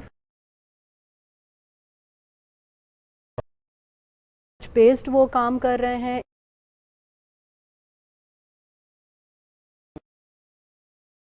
کیمپس کو دیکھنا, انٹرویوز کرنا, میمو رائٹنگ کرنا is all a combined package. اب چونکہ ہم فزیکلی نہیں کر پا رہے تھے تو جرمنی نے یہ سوچا کہ اب ہمیں ایسا پروگرام لانچ کرنا ہے جس میں اسٹوڈنٹس ورچولی ایک دوسرے سے کولیبوریٹ کریں. اگر ہم ڈاکٹر صاحبہ یہ پروونشل ایتھنکس کی بات کریں تو کون سا ایسا کلچر ہے جو آپ کو لگتا ہے کہ جرمن کے لوگوں کو ذرا زیادہ موبلائز کرے گا پاکستان آنے کے لیے یا ان کو بڑا اپیل کرے گا؟ مطلب یہ سارے کلچر ڈیزائن کرتے ہیں آپ کو کہاں پہ زیادہ وہ اچھی کلرفل آئیڈیاز نظر آئے؟ Well that's a very interesting question, اور بڑا انٹرسٹنگ سوال کیا. میرے لیے خود بھی یہ بہت ایکسائٹنگ تھا. میں جب ان بچوں کے ساتھ میں نے قائد اعظم یونیورسٹی خود فیلڈ میں گئی اور لوگوں سے ملی, اور ٹیکسلا ہم کل گئے تو ہم نے ہر چیز دیکھی, تو مجھے یہ لگا کہ اب کیسے انٹروڈیوس کرواؤں یہاں کے بچوں کو وہاں کے جرمن بچوں سے یا انٹرنیشنل بچوں سے. تو وہ بھی تھوڑا, بچے سب ایک ہی جیسے ہوتے ہیں, دونوں ہی ڈرے ہوئے ہوتے ہیں کہ کیسے ہم دوست بنیں گے اور ورچولی کیسے بنیں گے. تو پھر میں نے یہ آئیڈیا کیا کہ let's make documentaries, let's talk to them virtually, introduce yourself, باتیں کرو, بتاؤ کہ تم کون ہو, کیا کرتے ہو, کیا کرنا چاہتے ہو, انٹرسٹ کیا ہے, ریسرچ میں کیا انٹرسٹ ہے, بیکاز وی آر ریسرچرز. تو انہوں نے اب یہاں کے بچوں نے چھوٹی چھوٹی اپنے ساؤنڈ بائٹس پروڈیوس کیے, because I have film making back ground. تو اس میں اس طرح ہم نے کیا ہے, مختلف جگہوں کی ہم نے یہاں پر ویڈیو بنائی ہیں. فار ایگزامپل مجھے وہ لڑائی کرنے والا مرغا نظر آیا کیمپس میں, تو میں نے اس کی شوٹ لی. یہ سب چیزیں انٹرسٹنگ ہیں. ڈانس کلچر بہت خوبصورت یہاں پر, ایتھنک ڈانسز تھے جو ایونٹس میں ہو رہے تھے. تو وہ اتنا بچے اسٹوڈنٹس اسٹریس مینجمنٹ کیسے کرتے ہیں, وہ کیا کرتے ہیں, آپس میں بیٹھتے ہیں, کہاں جاتے ہیں. تو یہ سب چیزیں وہاں کے اسٹوڈنٹس کو اٹریکٹ کرتی ہیں کہ دوسرے ملک میں اور خاص کر پاکستان میں کیسا ہے ماحول. تو ہم بیسکلی ورچولی ڈاکیومنٹری بنا کر ہم, اب میں جب وہاں جاؤں گی تو میں وہاں کے اپنے اسٹوڈنٹس کے ساتھ سیمینار پہ بیٹھوں گی اور پھر میں ان کو یہ ورچولی ان کے انٹرویوز دکھاؤں گی کہ انہوں نے آپ کو انوائٹ کیا ہے ٹو بی یور باڈی. کیا بات. تو اسی طرح وہ اسٹوڈنٹس اپنے کیمپس کو, it's all about campus life, تو وہ اپنے کیمپس کو دکھائیں گے کہ جرمنی میں اگر ہم ایس بان یعنی سب وے سے نکلتے ہیں یا انڈر گراؤنڈ ٹرین لیتے ہیں تو کیسا لگتا ہے. یہاں بسز ہیں, وہاں ڈفرینٹ کلچر ہے, صبح کتنے بجے سیمینار روم میں آنا ہوتا ہے, آپ کا پروجیکٹر کیسے چلتا ہے, لائک ویڈیو چیٹ نا, ویڈیو پہ اپنے کلچر انٹروڈیوس کروا رہے ہیں, اپنا ملک دکھا رہے ہیں, کہ ان کی روٹین کیا ہے اور ان کی روٹین کیا ہے, تاکہ ٹائم ڈفرینس کیا ہے, پلس یہ جو یہاں والے تھوڑا لیزی ایٹیٹیوڈ دکھا دیتے ہیں, ہو سکتا ہے کچھ سیکھ ہی جائیں. وہ بھی ان سے بہت سیکھیں گے. وہ کیا غلطیاں کرتے ہیں, دیکھیے ہر اسٹوڈنٹ مور اور لیس سیم ہی ہوتا ہے. چونکہ ہم ٹیچرز ہیں تو ہمیں no, it's not about punctuality is you cannot imagine in Germany. وہاں پہ بالکل لیکن ان کے بھی اور الگ, وہ تھوڑا شائع ہوتے ہیں کہ انگریزی ہم بول پائیں گے کہ نہیں. ہر آدمی کی اپنا خوف ہوتا ہے, بالکل اپنا خوف ہوتا ہے. تو ان کو یہ ضرور, لیکن وہ بہت جب یہ ایک دوسرے سے ورچولی آمنے سامنے ہوں گے تو مجھے, چونکہ میں دونوں کلچر کو سمجھنے لگی ہوں, تو مجھے لگتا ہے کہ دونوں انجوائے کریں. آپ کی ایکسائٹمنٹ سے مجھے لگ رہا ہے کہ بہت مزے کا کچھ ہونے والا ہے. Yes you are excited, you look like very excited. تو یہ بڑی اچھی بات ہے. کتنے بچے یہاں کے اور کتنے بچے وہاں کے بڈیز بنیں گے؟ اس وقت ہم نے پروگرام جو لانچ کیا ہے اس میں 10 یہاں کے اسٹوڈنٹس ہوں گے اور 10 وہاں کے. 10 اسٹوڈنٹ یہاں کے سوشیولوجی ڈپارٹمنٹ کے ہی؟ ایبسولوٹلی. ٹھیک ہے. فائنل ٹرم سیمسٹر کے؟ نو, بی ایس سیمسٹر 3. ہم نے ابھی سے اس لیے شروع کیا ہے سو دیٹ ان کا چونکہ ریسرچ بیسڈ پروگرام ہے تو ہم ان کو آگے فردر بھی پورا ایک طرح سے ٹرین کریں گے, یو نو, تاکہ وہ پھر ابھی سے وہ سیکھیں کہ as a research basically my motto was to produce researchers. ہمارے یہاں سوچ کی بہت کمی ہے. عمران خان صاحب نے بھی اس دن یہ بات کی, انہوں نے کہا کہ ریسرچ کا فقدان ہے پاکستان میں. میں خیر عمران خان کی بہت بڑی فین ہوں. ٹھیک بات کی نا انہوں نے کہ ریسرچ پہ اس طرح سے فوکس نہیں رہا ماضی میں. جی بالکل. تو چونکہ میں نے خیر کراچی یونیورسٹی سے پہلا ماسٹرز کیا تھا 2002 میں ماس کمیونیکیشن میں. تو میں خوش نصیب لوگوں میں سے ہوں جس نے بہترین ریسرچرز کے انڈر کام کیا. ڈاکٹر نثار احمد زبیری, شاہدہ قاضی میرے بہترین ٹیچرز مجھے ملے تھے. تو میری بیسکلی روٹس یہیں کے ہیں. جب میں وہاں گئی اور میں نے وہاں ریسرچ اینڈ ڈیزائن دیکھا تو میں تو ایک دم حیران رہ گئی کہ یہ بھی ہوتا ہے, اتنی ہمیں امپورٹنس دی جاتی ہے ریسرچرز کو. وہاں پر آپ کو بالکل پھولوں کی طرح رکھا جاتا ہے اور آپ کو آپ کی ڈیولپمنٹ میں کام کیا جاتا ہے, آپ پہ انویسٹ کیا جاتا ہے. تو بیسکلی یہ چیزیں میرے دماغ میں تھیں کہ مجھے اگر اللہ نے چانس دیا تو میں واپس اپنے ملک کو ریسرچرز پروڈیوس کر کے دوں گی, کیونکہ ہمارے یہاں ٹیلنٹ بہت ہے, ڈیڈیکیشن بہت ہے, موقع نہیں ہے, پلیٹ فارم نہیں ہے. آئی ہوپ کہ ہمارا ملک بھی اس چیز میں دیکھے. زمان صاحب سے بھی کوشچن لے لوں. زمان صاحب کوئکلی مجھے یہ بتائیے گا کہ کیا یہ صرف اسلام آباد کے ہی جو اسٹوڈنٹس ہیں وہ اس سے مستفید ہو سکیں گے, یا باقی شہروں میں رہنے والے جو آپ کے کیمپسز ہیں وہاں کے بچے بھی اس سے مطلب ان کی اس اپرچونٹی کا اویل کر سکیں گے؟ اچھا, ہمارا قائد اعظم یونیورسٹی کا کوئی کیمپس نہیں ہے, لیکن اچھی بات یہ ہے کہ ہمارے پاس کوٹا سسٹم ہے قائد اعظم یونیورسٹی میں. پورے ملک سے لوگ ہیں, اور ابھی بھی ہم نے ڈائیورسٹی کو ذہن میں رکھا ہے. جی بی سے لوگ ہیں, گلگت بلتستان سے ہیں, ہمارے پاس جو ہے وہ کراچی سے ہیں, سندھ سے ہیں, بلوچستان سے ہیں, پنجاب سے ہیں. بمبارڈمنٹ آف کلچر ہونے والی ہے جرمنی کے لیے. بالکل بالکل. وہ عطن بھی دیکھیں گے, وہ گلگت کے ڈانس بھی ہو سکتا ہے دیکھیں. میں نے دیکھا, میں نے شوٹ بھی کیا. زبردست, کیا بات ہے. تو بڑا کچھ تو مزیدار ہونے والا ہے. Please do share those videos بھی, تاکہ ہم کسی دن شو میں چلائیں بھی کہ کتنے مزے کی ویڈیوز وہاں سے آ رہی ہیں, کتنی مزے کی ویڈیوز یہاں سے, بلکہ میں تو کہتا ہوں ایک مقابلہ کرتے ہیں, ایک ویڈیو وہاں سے ایک ویڈیو یہاں سے. Will do that. میں نے ایسا ہی کرنا ہے, کیونکہ ہمارا جو ہے وہ ایک کلیکٹیو پلیٹ فارم ہے ہماری جرمن یونیورسٹی کا. اس میں یہاں پاکستانی اسٹوڈنٹس بھی ویسے ہی پارٹیسپیٹ کریں گے جیسے وہ, اور وہ ان کو ایک پلیٹ فارم دیا جائے گا جس میں وہ اپنا ڈیٹا شیئر کریں گے. تو ہم چونکہ ڈیٹا پروٹیکشن پہ بہت کام کر رہے ہوتے ہیں تو we are very particular about it, تو تاکہ ایک دوسرے کا ڈیٹا ادھر سے ادھر نہ ہو اور لیک نہ ہو ویڈیوز, بیکاز یہ سارا ریسرچ کام ہے. تو we are providing them a collective platform where both the students will get a chance to get interacted with each other and show the campus life. یعنی میرے پورے پلان پہ بڑی خوبصورتی سے پانی پھیرا ہے آپ نے, ڈیٹا پروٹیکشن کا لفظ یوز کر کے. چلے, تھینک یو, یہ بہت امپورٹنٹ ہے. یس, تھینک یو سر. آپ کچھ ایڈ کرنا چاہ رہے ہیں؟ ہاں, میں ایڈ کرنا چاہ رہا تھا. دیکھیں جنرلی پاکستان کا امیج جو ہے نا وہ باہر, وہ کوئی انفارچونیٹلی کوئی اتنا اچھا نہیں رہا. Terrorist country, difficult country.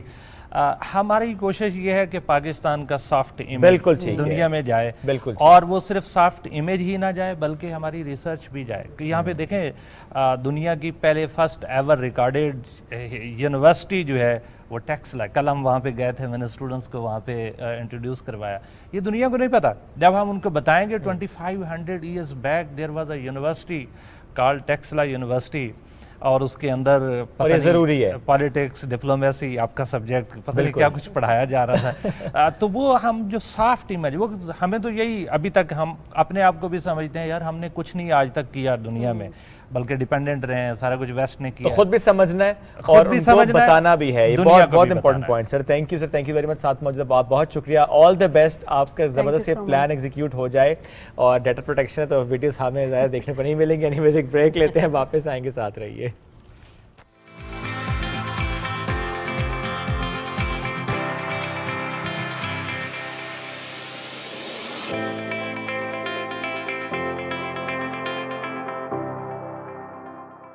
KASP K Trade لایا انویسٹمنٹ کی سہولت تمام پاکستانیوں کے لیے. اب پاکستان سٹاک مارکیٹ میں آپ پاکستان کی ٹاپ کمپنیز کے حصے دار بن سکتے ہیں, وہ بھی نہایت ہی آسان طریقے سے.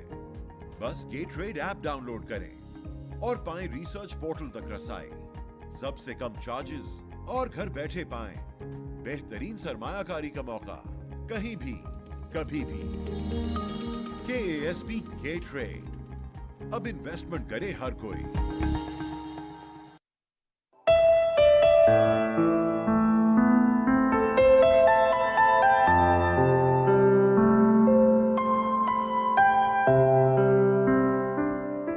निगाह इश्क मस्ती में वही अव्वल वही आखिर, वही कुरान वही फुरकान वही यासीन वही त्वाहा।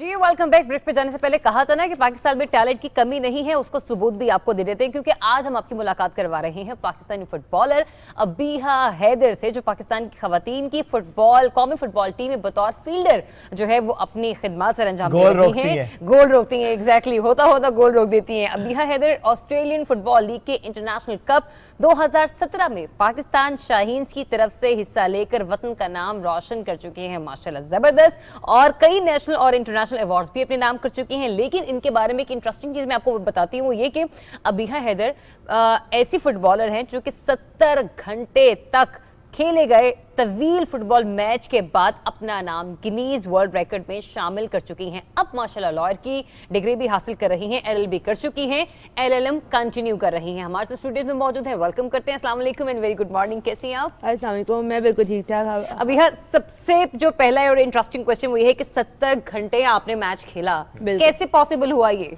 गिनेस वर्ल्ड रिकॉर्ड एक तो वैसे एक इमेजिनेशन होती है कि कुछ ऐसा होता है जो कि नॉर्मल इंसान नहीं कर सकता, वही गिनेस में जाता है।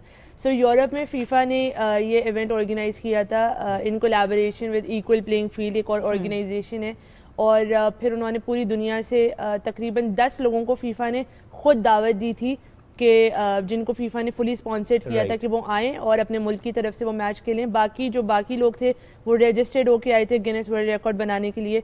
तो मुझे फॉर्चुनेटली फीफा ने जो है पाकिस्तान की तरफ से ऑफिशियली बुलाया था एंड आई वेंट देयर। तो पहला जो गिनेस वर्ल्ड रिकॉर्ड था वो दुनिया का तवील तरीन फुटबॉल मैच था, जैसे आपने कहा 70 घंटों पे मुश्तमिल वो मैच था, बिल्कुल भी नहीं रुका था। अब जो प्लेयर्स थे हम रोटेशनल बेसिस पे हमने खेला, but 5 hours straight I played the match. और फ्रांस यूरोप की 2019 की स्कॉचिंग हीट 42-43 टेम्परेचर, उसके अंदर फुटबॉल मतलब worst heat wave ever Europe witness 2019 के अंदर, और 2 गिनेस वर्ल्ड रिकॉर्ड बनाए थे हमने एट द सेम टाइम। पहला तो 70 घंटों पे मुश्तमिल दुनिया का तवील तरीन फुटबॉल मैच था। सेकेंडली हमने वाहिद वो फुटबॉल मैच खेला था जो कि 65 ममालिक के रिप्रेजेंटेटिव प्लेयर्स ने मिल के एक फुटबॉल मैच खेला था, जिसमें पाकिस्तान की तरफ से मैंने रिप्रेजेंट किया, और ज़ाहिर उन 65 के अंदर पाकिस्तान का झंडा भी था। माशाल्लाह।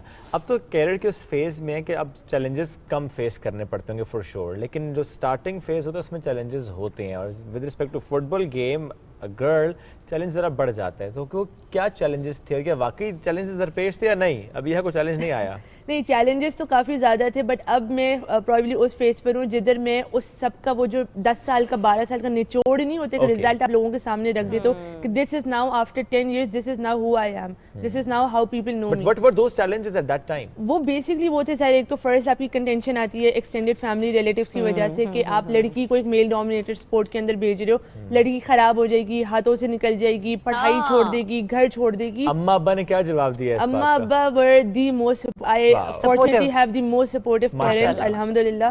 तो वो मेरी तरफ ये चीजें पहुंचने भी नहीं देते थे। दे were like shielding me from all four corners and they were like we know how passionate you are for sports, तो बस खेलो and just prove everyone wrong. And बस ये उन्होंने सिर्फ मुझे एक स्टेटमेंट दिया था which is very important through out my life कि we have put in our trust into you. तुम दुनिया में जहाँ खेलना चाहो, जहाँ जाना चाहो, यू कैन गो, बट हमारा ट्रस्ट नहीं बिट्रे करना, और कुछ भी नहीं बात की थी। And I guess that one statement was enough for me to carry on my life.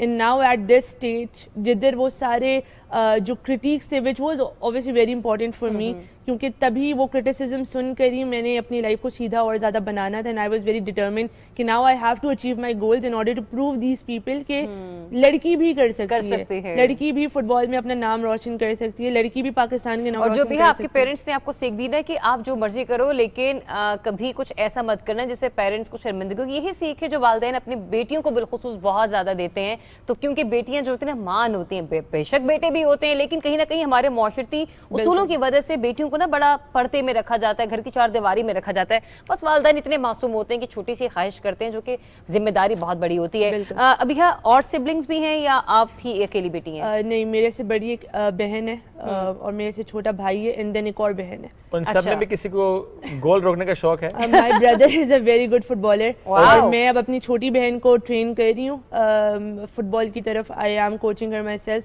جو میری بڑی بہن ہے, شی واز مور انٹو پڑھائی میرے سے بہت زیادہ, تو وہ پھر دبئی جا کے بہت پہلے سیٹلڈ ہو گئی. Now she is married. ان کی پڑھائی والے بھی تھوڑے سے جو ہے نا وہ آپ نے آگے ہیں, کیونکہ اب آپ بھی LLB کر چکی ہیں, LLM کر رہی ہیں. یہ اس طرف ڈائیورسٹی کیسے؟ یونیورسٹی لائف سے پہلے تک تو میں بالکل پڑھائی سے دور تھی. مطلب مائی مدر یوز ٹو سے کہ اگر اس نے میٹرک اور A-levels بھی کر لیا نا تو for me it would be the greatest D level کہ اس نے بس کر لیا, میٹرک کر لیا.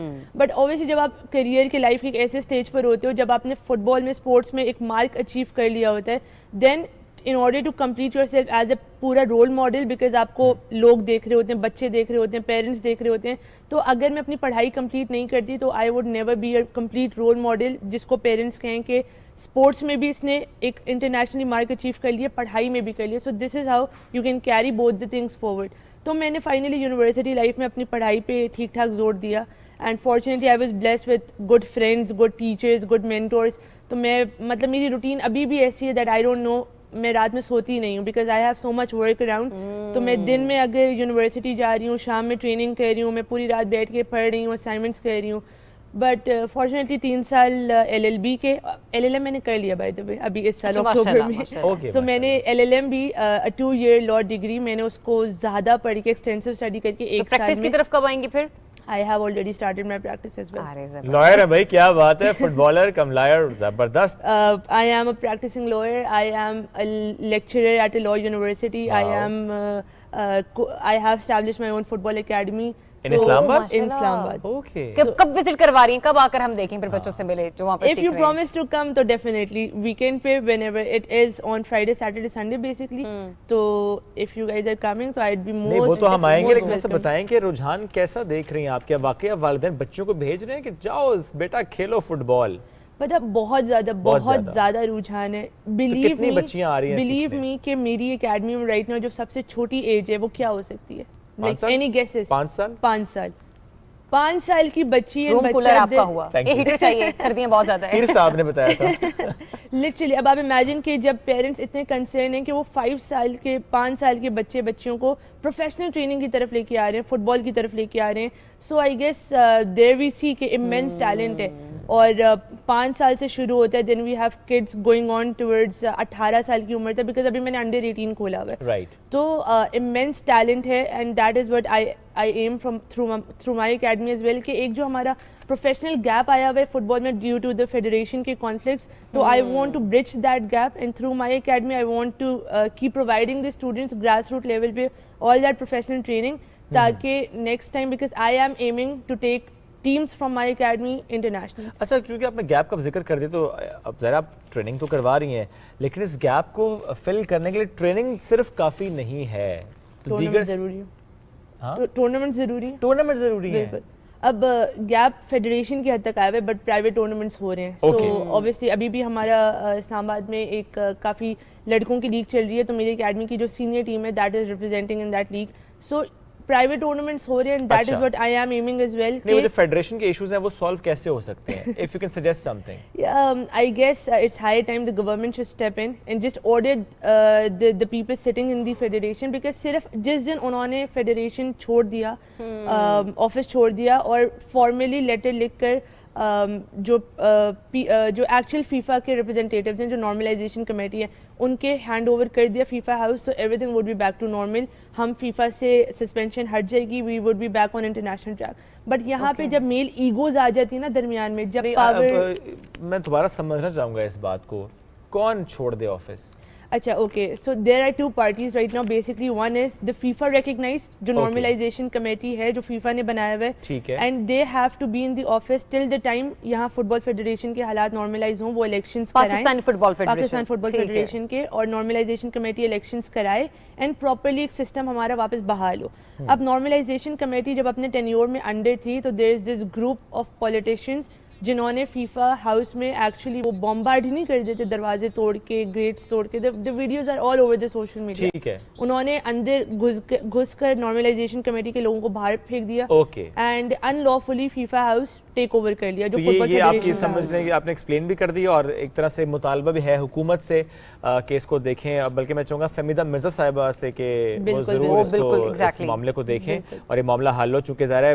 when we do have the talent, جو کہ کوشش بھی کر رہی ہیں, سکھا بھی رہی ہیں بچوں کو, تو اس کے بعد اگر فیڈریشن کے ایشوز ہیں تو وہ حل ہونے چاہیے. تھینک یو ویری مچ, ساتھ موجود تھیں آپ. All the best for your sports and for yes lawyer thing as well. چلیں جی چھوٹی سی بریک, واپس آئیں گے, ساتھ رہیے.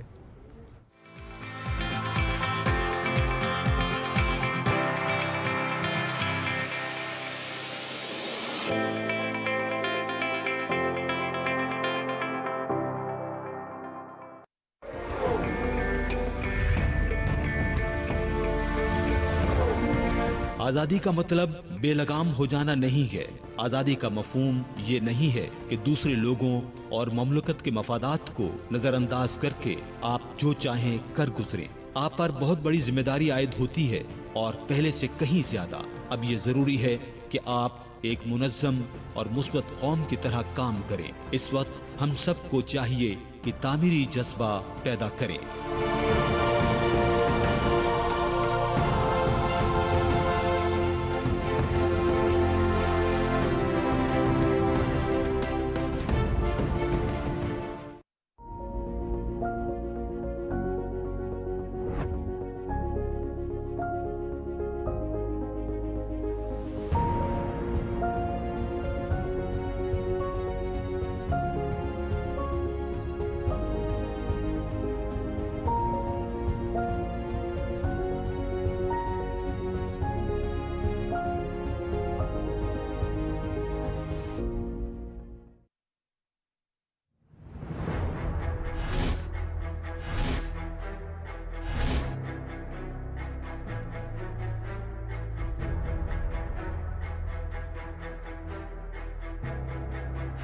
بھارت میں دسمبر 2019 سے نافذ العمل متنازع شہریت کا قانون ہندوتوا کے مذہبی تعصب پر قائم مودی سرکار کے انتہا پسند اقدامات کی بدترین مثال ہے.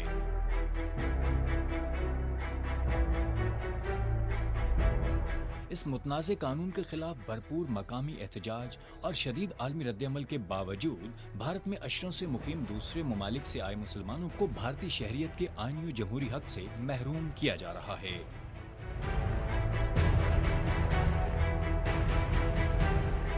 ہندوتوا اصول کے مطابق ہندوستان اگر صرف ہندوؤں کا ہے تو پھر مودی سرکار پہ جمہوریت کا لبادہ کیوں؟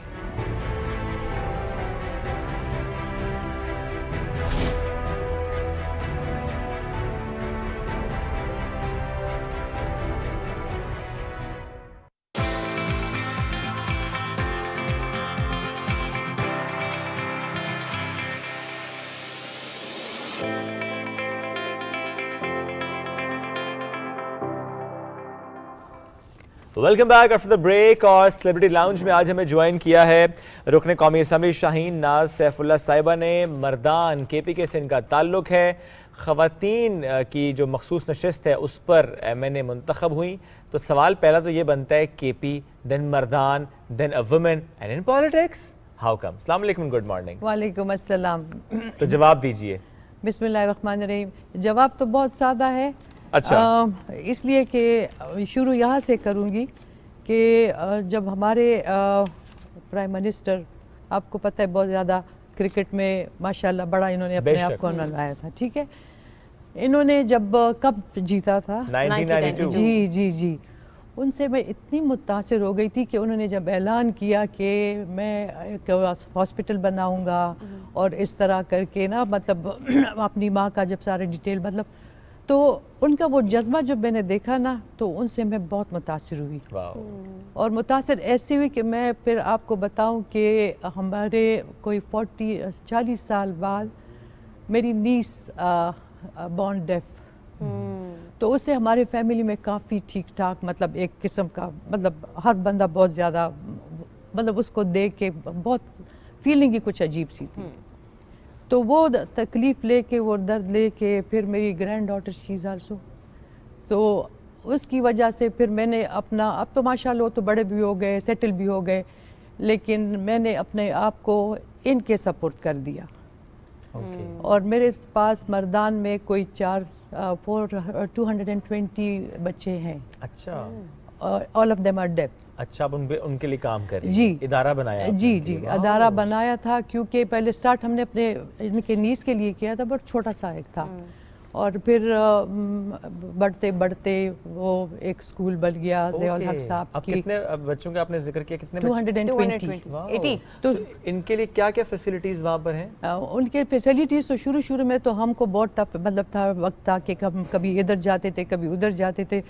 آپ نے کہا کہ پالیٹکس تک آپ کیسے پہنچیے تو ہمارے جب بھی ملاقات ہوتی تھی پی ایم صاحب سے جب ہمارے مطلب یہ پرائم منسٹر نہیں تھے جب تو اکثر مجھ سے پوچھتے تھے کہ بچوں کا کیا ہوا بچے کیسے ہیں کیسے چل رہا ہے تو وہ بھی ان کو ایک تھا کہ یہ اتنا محنت کرتی ہے ود اسپیشل چلڈرن اور میں نے آواز بھی اسپیشل بچوں کے لیے اٹھائی ہے. میری جب اسپیچ تھی اپنا اسمبلی میں نے کہا کہ کسی نے 40 50 30 سال کسی نے ڈسیبلٹی پہ اتنا فوکس ہی نہیں کیا نہ کسی نے ان کو نام دیا جو کہ نام ان کے لے بھی لیتے ہیں لوگ کہ اچھا بھلا پیارا نام ہوتا ہے لیکن وہی لنگڑا ہوتا ہے جس کو میں مطلب میں ہر ایک برداشت نہیں کرے گا کیونکہ ہمارے پاس ان کے لیے فیلنگ ہے اٹ از اسٹل دیئر وہ ابھی بھی ہے. تو یہ سیاست میں آنا میں ویسے سیاسی بندہ نہیں ہوں میں تو ہر جگہ جب جاتی ہوں تو بچوں کے لیے سوچتی ہوں پھر میں کہتی ہوں کہ بلکہ میرے بچے میرے پہ بہت اچھاتے ہیں کہ امی ہر وقت تیار ہوتی رہتی ہیں اور یا پیسے مانگتی ہیں تو میں نے کہا میں کیا کروں میری انا مر جاتی ہے نا مطلب کہنا پڑتا ہے لینا پڑتا ہے بولنا پڑتا ہے پھر ان کو ذرا تھوڑا بہت مطلب جو میری فیلنگ ہے میں کوشش کرتی ہوں کہ یہ بھی میری وجہ سے کوئی سن لے اور کوئی تھوڑا بہت شاید وہ بھی آگے آ جائے اس فیلڈ میں تو یہ اسی طرح ہوا. اچھا یہ ویسے واقعی بڑا خاص کام ہوتا ہے کہ آپ ویلفیئر کا کام کریں جہاں پر اس کام کو ہم سراہتے ہیں وہیں پر یہ سوچیں کہ جو اس آرگنائزیشن کو لیڈ کر رہا ہے اس کے لیے کسی کو قائل کرنا. ہم یہاں پر 5 روپے نکالتے ہوئے بہت سوچتے ہیں تو یہ تو ایسی امداد ہوتی ہے جس میں صرف 5 روپے سے کسی کا بھلا نہیں ہو یہ بھی سکتا ہے لیکن کوشش کیجیے کہ ایسے ویلفیئر اداروں کو آپ ذرا دل کھول کر عطیات دے سکیں. اس کے علاوہ آپ کس طرح سے اپنی روٹین مینیج کرتی ہیں اور کیا کچھ مطلب یعنی کہ لائف میں ہم نے پالیٹکس میں سیکھا آنے کے بعد؟ پالیٹکس میں پالیٹکس سے پہلے اگر پالیٹکس میں تو ہم کچھ بھی نہیں اس کو اگر ایک ہٹ کے بعد کر لیں تو یہ ایک بات یہ بھی ہے نا کہ میں کوئی 10-12 سال سے کینسر کے مریضوں کے ساتھ میں کام کر رہی ہوں. یہاں پہ نوری ہاسپٹل ہے وہاں میں بڑا ریگولر جاتی ہوں اور جو بھی موسٹ ڈیزرونگ جو کہ آتے ہیں کبھی کجیر کبھی چترال کبھی سوات سے جو ایسے پیشنٹ آتے ہیں پھر میں ان کو لے کے جاتی ہوں ہاسپٹل پھر ان کے لیے ارینج فنڈ کرنا اور مطلب جتنا مجھ سے ہو سکتا ہے وہ بھی ہے. اور ایک میرے پاس وہ بھی بہت پرانا ہو گیا ہے ایک بالکل بیڈ ریڈن بچے تھے میرے ساتھ تو وہ جو میں مردان اپنے ذمہ واری میرے پہ زیادہ تھی تو وہ میں نے پھر ہاشوانی صاحب کو کہا تھا کہ آپ ٹیک اوور کر لیں. مجھ میں اتنی ہمت نہیں ہے کہ میں اس کو بھی چلاؤں. اس کے مطلب خلاصہ یہ ہے کہ میرا جو بھی روٹین ہے صبح ویلفیئر کے کاموں میں زیادہ یہی سوچتی رہتی ہوں کہ اب آج کیا ہوگا کدھر سے ہوگا ہیئرنگ ایڈ کون دے گا میں مردان جاؤں گی اب وہاں پہ مطلب لیکن اس تمام تر صورتحال میں کیونکہ آپ کا حلقہ بھی ہے تو وہاں کے لوگوں کو پھر آپ کس طرح سے وقت دیتی ہیں؟ ان کے جو معاملات ہیں ڈیفینیٹلی وہ بھی ایک سیاسی طور پر اگر دیکھو تو پولیٹیکل ویلفیئر کا کام ہے وہ جی ان کو کیسے مینیج کرتے ہیں؟ لیکن اس کو سیاست سے ہٹا دینا یہ تو مطلب میں نہیں یہ تو اب ڈیفینیٹلی آپ کا سیاست سے نہیں لیکن آپ اپنے حلقے کے لوگوں کے ساتھ پھر کس طرح سے ان کو وقت دیتی ہیں؟ میرے جب میں یہاں سے فارغ ہوں جب کہ مجھے پتہ ہوتا ہے کہ میری کوئی بہت میٹنگ امپورٹنٹ میٹنگ نہیں ہے یا ہم نے کورم ہمارا پورا ہونا ہے اللہ کا کرم ہے. ویسے میں نے ابھی تک کوئی 3-4 سال میں کوئی 1-2 چھٹیاں کی ہوگی زیادہ نہیں کیونکہ میں کہتی ہوں کہ نہیں مجھے چھٹی ان وقت میں ایسے وقت میں کرنا چاہیے جو کہ میری بہت ہی ضرورت ہو کیونکہ مجھے ایک ذمہ دارانہ طور پہ کہ جب مجھے انہوں نے اپنے لیا ہے اتنے اس سے کہ تورو کو لے لو مطلب خان صاحب نے یہی بولا تھا تو میں اپنا ڈیلیور کرنا چاہتی ہوں کچھ کہنا چاہتی ہوں کچھ اور بھی کہ یہ لوگ جتنا مجھ سے ہو سکے کہ میں ان کو لوگوں کو ایجوکیٹ کروں ان معاملے میں اور آنا جانا تو جب ضرورت ہوتی ہے تو وہ تو وہاں بھی جانا پڑتا ہے اور یہاں ضرورت ہوتی ہے تو یہاں پہ بھی رہنا پڑتا ہے. اچھا چونکہ آپ کا تعلق مردان سے تو مردان کے لوگ کیسے نا کہ शुद्ध पश्तो बोलते हैं, ठीक है, पश्तो ज़्यादा बोलते हैं, तो आपको जब फिर उर्दू में किसी से बात करनी होती है, लेकिन कभी आपको पठान ही आपके कॉलीग मिल जाए तो फिर साथ ही पश्तो लैंग्वेज में बातचीत शुरू हो जाती है? ज़रूरी तो नहीं है ना, अब तो हमारा जो अगर कोई उर्दू बोलते हैं हम उनके साथ उर्दू बोलते हैं, और अगर कोई अंग्रेज़ी बोलते हैं हम उनके साथ अंग्रेज़ी बोल लेते हैं, लेकिन ये कि मैं कहती हूँ अगर सारे उर्दू वाले हों तो फिर उर्दू ही बोलना चाहिए, क्योंकि बहुत लोग यकदम आके आप अंग्रेज़ी का एक वार कर लेते हैं, या अल्लाह बम्बारमेंट हो जाती है के ये तो बस आ गया कभी PhD, नहीं, अपनी ज़ुबान है हमारी, इतने बड़े बड़े हमारे बाहर से आते हैं और वो अपनी ज़ुबान में ही बोल लेते हो, फिर आगे से इंटरप्रेटर लगा होता है वो बोल लेता है। ये तो हमारी कौमी ज़ुबान है और इसकी कदर करनी चाहिए। पश्तो अपनी जगह पे वो भी एक बहुत एक तारीख़ी ज़ुबान है, उर्दू भी एक तारीख़ी ज़ुबान है, तो इसमें तो मेरा ख्याल नहीं कि कुछ इस तरह बात की जाए कि बंदा कहते कि नहीं ये पश्तो होता ये ना कि आप जिस तरह अगर आप यहाँ बैठी हैं और आप उर्दू में बात करते करते एकदम जब आप अपने किसी फैमिली मेंबर के साथ हैं तो आपने कहा अच्छा मैं पश्तो में सारी बातें कर दूंगी, फ्लो होता है ना, वो फ्लो होता है, बस एक आदत सी होती है ना, एकदम जब किसी को देख ले पश्तो स्पीकर तो हम फिर वो कहते हैं देखो ये फिर से पठानी आके जब उर्दू में बात शुरू कर लिए, ये तो मतलब कुदरती बात है, ऐसे हो जाता है। जी जी जी। मौसीकी का भी शौक है? मौसीकी तो वो कहते हैं ना आपकी रूह है रवा। क्या बात है, मैं तो चाहता हूँ आज इन्हीं से कुछ गाना सुनते हैं। हाँ अच्छा आप गाएंगे? नहीं आप गाएंगे, मैं क्यों गाऊं भाई, मैं तराना गा लूंगी। सिंगल फेवरेट कौन है? मैं गाने वाला अगर होती तो कभी सुनना अच्छा लगता है, बल्कि आप उसको एंजॉय करते हैं ना, आपकी सारी चीज़ें आप भूल जाते हैं, आप अपने आप उसको दे देते हैं, उनकी पोइट्री को देते हैं, फिर जो आपकी ज़रूरत है, लाके आप किसी चीज़ पे अपसेट है या आपने कहा कि नहीं बस मेरा दिल बड़ा तंग है, बस क्या करो एक अच्छा सा गाना लगा दे, वल्लाह आपको फिर उधर से निकाल के सही जगह पे बिठा देगा। ये होता है, मतलब मौसीकी तो मौसीकी है। गज़लें सुनती हैं या मतलब किस किस्म का म्यूजिक सुनना पसंद करती हैं? मुझे गज़लें तो अच्छी नहीं लगती। मुझे वो गाना अच्छा लगता है जो आपको बेदार करे, अच्छा रिफ्रेश करे, तेज म्यूजिक हो, थोड़ा सा फास्ट म्यूजिक। तेज नहीं, वो भी नहीं, तेज में तो आप उनको समझेगी नहीं कि वो आपको क्या बोल रहे हैं, पोइट्री के में क्या बता रहे हैं, क्या बोल रहे हैं, वो तो नहीं लगता कुछ अच्छा सा। अच्छा मर्दान से आपको ताल्लुक है तो वहाँ के लोग जरा खाने पीने में ना थोड़ा स्पाइसेस का कम इस्तेमाल करते हैं, आप भी ऐसी हैं या थोड़ा सा देसी और सही तीखा खाना? नहीं हम स्पाइसी नहीं खाते, बिल्कुल नहीं खाते। आप लोग ज्यादा पुलाव खा लिए या वहाँ का मशहूर है चप्पल कबाब भी? जी जी चप्पल कबाब तो बड़ा मशहूर है, वहाँ के बदायूनी पेड़े बड़े मशहूर है। बदायूनी पेड़े वो बिफोर पार्टीशन ये सारे ये कर बनाते थे ना हिंदू, जैसे मतलब था, फिर रेसिपी जाते वक्त वो मेरे ख्याल में से किसी की दोस्ती थी, अब इतना मुझे याद नहीं है, तो उसने अपने इसको हमारे किसी को दे दी कि ये रेसिपी आप ले लें, तो मर्दान के दो बदायूनी पेड़े बहुत ज़्यादा मशहूर है, और बाकी के पीके का चपली कबाब हो गए और बहुत सी ऐसी चपली कबाब तो इसमें कोई शक नहीं, बड़ा मशहूर है। जी बहुत टाइम मिलता है ऐसे जाते जाते कहीं रोड किनारे चपली कबाब बन और बैठ के खाएं, या कि नहीं मिलता वक्त? नहीं अल्हम्दुलिल्लाह, क्यों नहीं, टाइम जब होता है तो फिर उसको अवेल करते हैं ना। हाँ ये तो नहीं कि हम हर वक्त बस यही कि नहीं अभी मैंने इधर भागना है उधर भागना है ये करना है, कुछ तो फैमिली के साथ भी इस तरह निकलने का बैठने का मौका मिल जाता है। जी क्यों हम सियासतदानों से तो यही सुनते हैं, वो कहते हैं जी फैमिली सफर करती है, फैमिली लाइफ सफर करती है, मौका ही नहीं मिलता, बच्चे भी गिला करते हैं। नहीं बच्चे गिला करते हैं बच्चों को, लेकिन आपका शेड्यूल ऐसे होना चाहिए ना कि बच्चे भी आप उसी तरह लें जिनका आपको उनको आपने देना होता है।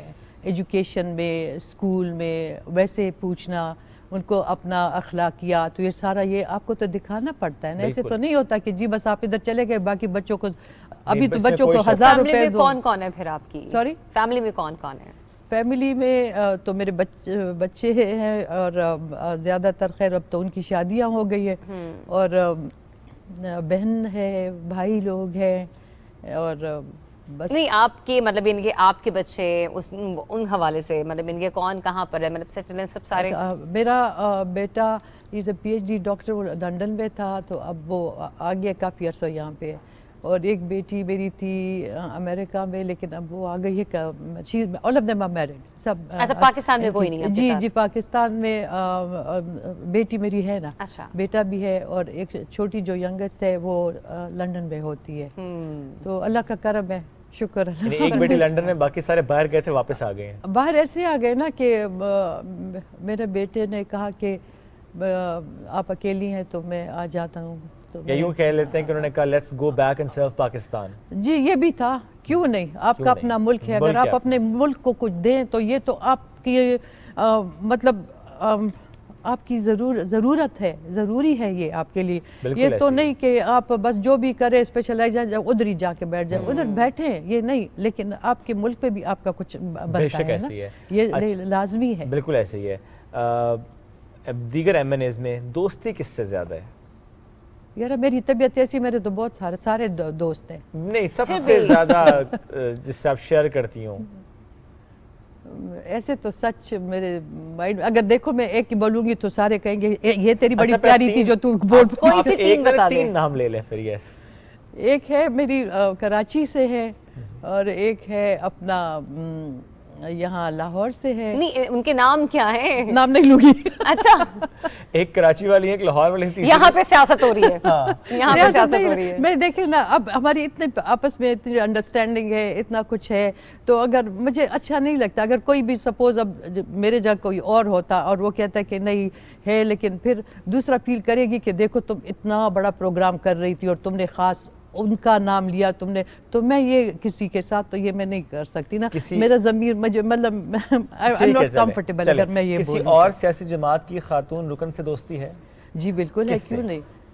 اب تو نام لے سکتے ہیں. نہیں، وہ بالکل لے لوں گی، کیونکہ میں چاہتی ہوں کہ میں ان کا نام لوں، کیونکہ ہم یہ چیز نہیں رکھتے. پالیٹکس الگ جگہ ہے، دوستی الگ جگہ ہے، چاہے وہ نون سے ہو، چاہے وہ جدھر سے بھی ہو. جدھر پہ میرے پاس ایک ہماری ہے، کافی ان کے کافی دیر سے میں جانتی ہوں. اس کا چلیں، اب آپ نے مجھے اتنا وہ کر دیا کہ میں بتا دیتی ہوں نام. نون لیگ سے؟ جی نون لیگ سے. ایک تو عائشہ غوث پاشا ہے، شیز فرام لاہور نا. ایک مہناز ہے جی، آلسو فرام نون نا. اچھا، عائشہ غوث پاشا صاحبہ سے تو میں بھی ملی ہوں، سویٹ وومن. جی جی جی، ان کو تو پہلے بہت دور کافی عرصے سے میں جانتی ہوں، جب یہ بھی پالیٹکس میں نہیں تھی اور میں بھی نہیں تھی، تو بہت پرانا مطلب جان پہچان ہے. سلام دعا. دیکھیں وہ جو جتنا بھی ہے، آپ اسمبلی میں انڈر یور ون روف نا، سب ہم اکٹھے بیٹھے ہوتے، ٹھیک ہے، لیکن جی جی، لیکن جب آپ باہر آئے تو وی آر سیم، ایسے کچھ نہیں ہے. زبردست. کبھی ایسا ہوتا ہے ٹاک شوز میں گفتگو سنتے ہوئے سیاستدانوں کی دکھ اور تکلیفوں کی کیا گفتگو ہو رہی ہے، یا نہیں سنتی؟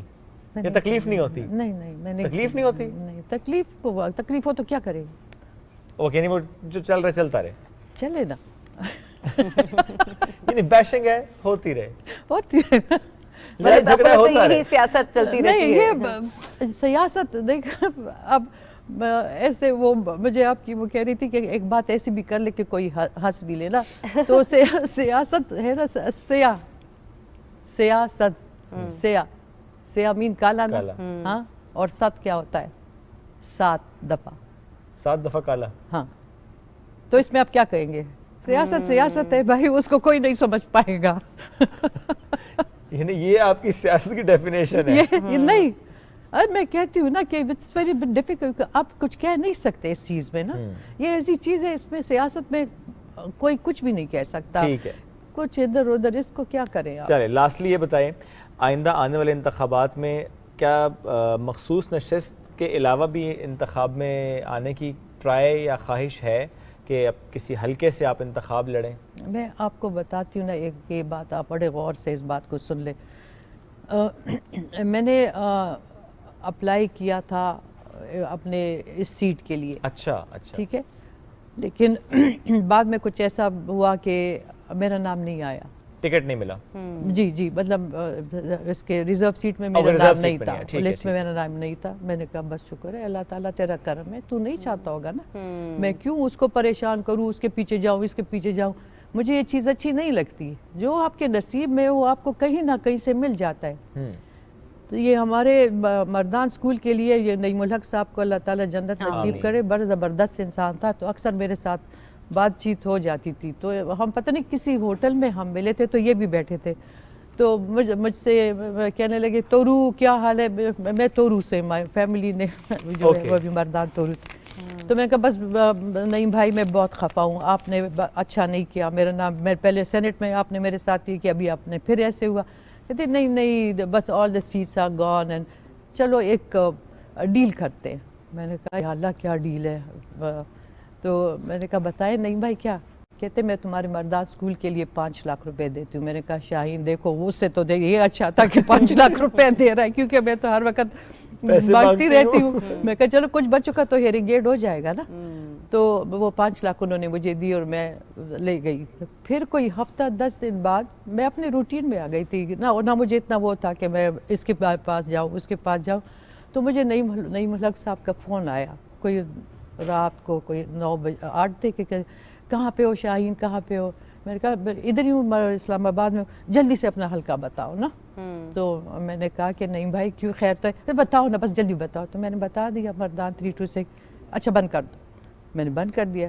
تو پھر اتنے میں پھر ان کا فون آیا, کہتے ہیں کہ پی ایم صاحب بیٹھے ہیں اور خٹک صاحب بھی بیٹھے ہیں, ہم نے تمہیں این اے کے لیے لے لیا ریزرو سیٹ پہ. اوکے واو. تو آپ یقین کریں اس طرح راستہ بنا یوں, یہ اس سے ہم یہ کہہ سکتے ہیں کہ وہ ویلفیئر ہے جو آپ بچوں کے لیے کرتی ہیں. وہ بھی نہیں, وہ ایک تھی جو کہ ڈسکوالیفائی ہو گئی تھی میرے حلقے سے. تو وہ الیکشن کمیشن والے تو مانگ رہے تھے نا آپ سے. اوکے ٹھیک ہے, زبردست. اس تو طرح راستہ اب دیکھیں حالانکہ میں نے پہلے کہا تھا کہ نہیں میں صرف وہ کے لیے این اے کے لیے نہیں کروں گی. پھر میں نے کہا شاہین کیا ہے, جب کرتی ہو تو تم نے پارٹی کو پیسے دینے ہیں, 1.5 لاکھ روپے تم داخل کر لو, کیا فرق پڑتا ہے. اگر میں نہ کرتی تو دیکھیں یہ جو بھی آپ کو ملتا ہے نا وہ آپ کا نصیبہ ہے. بے شک آپ اپنے نصیبے سے ادھر بیٹھے ہیں نا. بے شک صحیح ہے. بے شک وہ یہ بھی بیٹھی ہیں, اچھا اس کا نصیب ہے, ڈاکٹر بھی بن سکتی تھی, ادھر بھی جا سکتی تھی. تو اگر ہم مسلمان ہیں, اللہ تعالیٰ کا بڑا کرم ہے, اللہ کا ہم پہ بڑا فضل ہے کہ ہمیں اللہ تعالیٰ نے مسلمان بنائے اور ہم اپنے دین اور اسلام کو لے کے چلتے ہیں. مجھے آپ کا بھی فکر ہے, ان کا بھی ہوگا, اپنے ملک کا بھی ہوگا, اور وہ تو رب العالمین ہے, بے شک ہر ایک کا ہے, تو نوازتا ہے اور نوازتا ہی چلا جاتا ہے. بس دل بڑا رکھیے, باقی اللہ تعالیٰ دینے اللہ والا پہ ہے. یقین رکھیے, بھروسہ رکھیے, اللہ دیتا ہے بے شمار. بہت شکریہ, بہت شکریہ ساتھ موجود تھیں آپ, اور آپ نے مجھے یہاں بلانے کا, اور آپ کی وسعت سے میں میرا ایک پیغام ہے جو بھی ہمیں دیکھ رہے ہیں جہاں سے بھی, پلیز جو بھی ڈسیبل بچہ دیکھیں, جہاں بھی دیکھیں, ان کو اپنی اولاد کی طرح دیکھیں, محبت سے دیکھیں, اور محبت سے دیکھیں, اور جتنا کچھ ان کے لیے کر سکتے ہیں وہ کریں. بہت پیارا میسج, بہت پیارا میسج. یہ بہت بڑی بہت پیارا میسج, اس جہان کا آپ کے لیے بہت بڑا سرمایہ ہے. بے شک بے شک. Thank you ji, thank you once again. وقت ہو گیا ناظرین ختم, ملاقات کریں گے آپ سے منڈے کو. بہت سا خیال رکھیے, اللہ حافظ.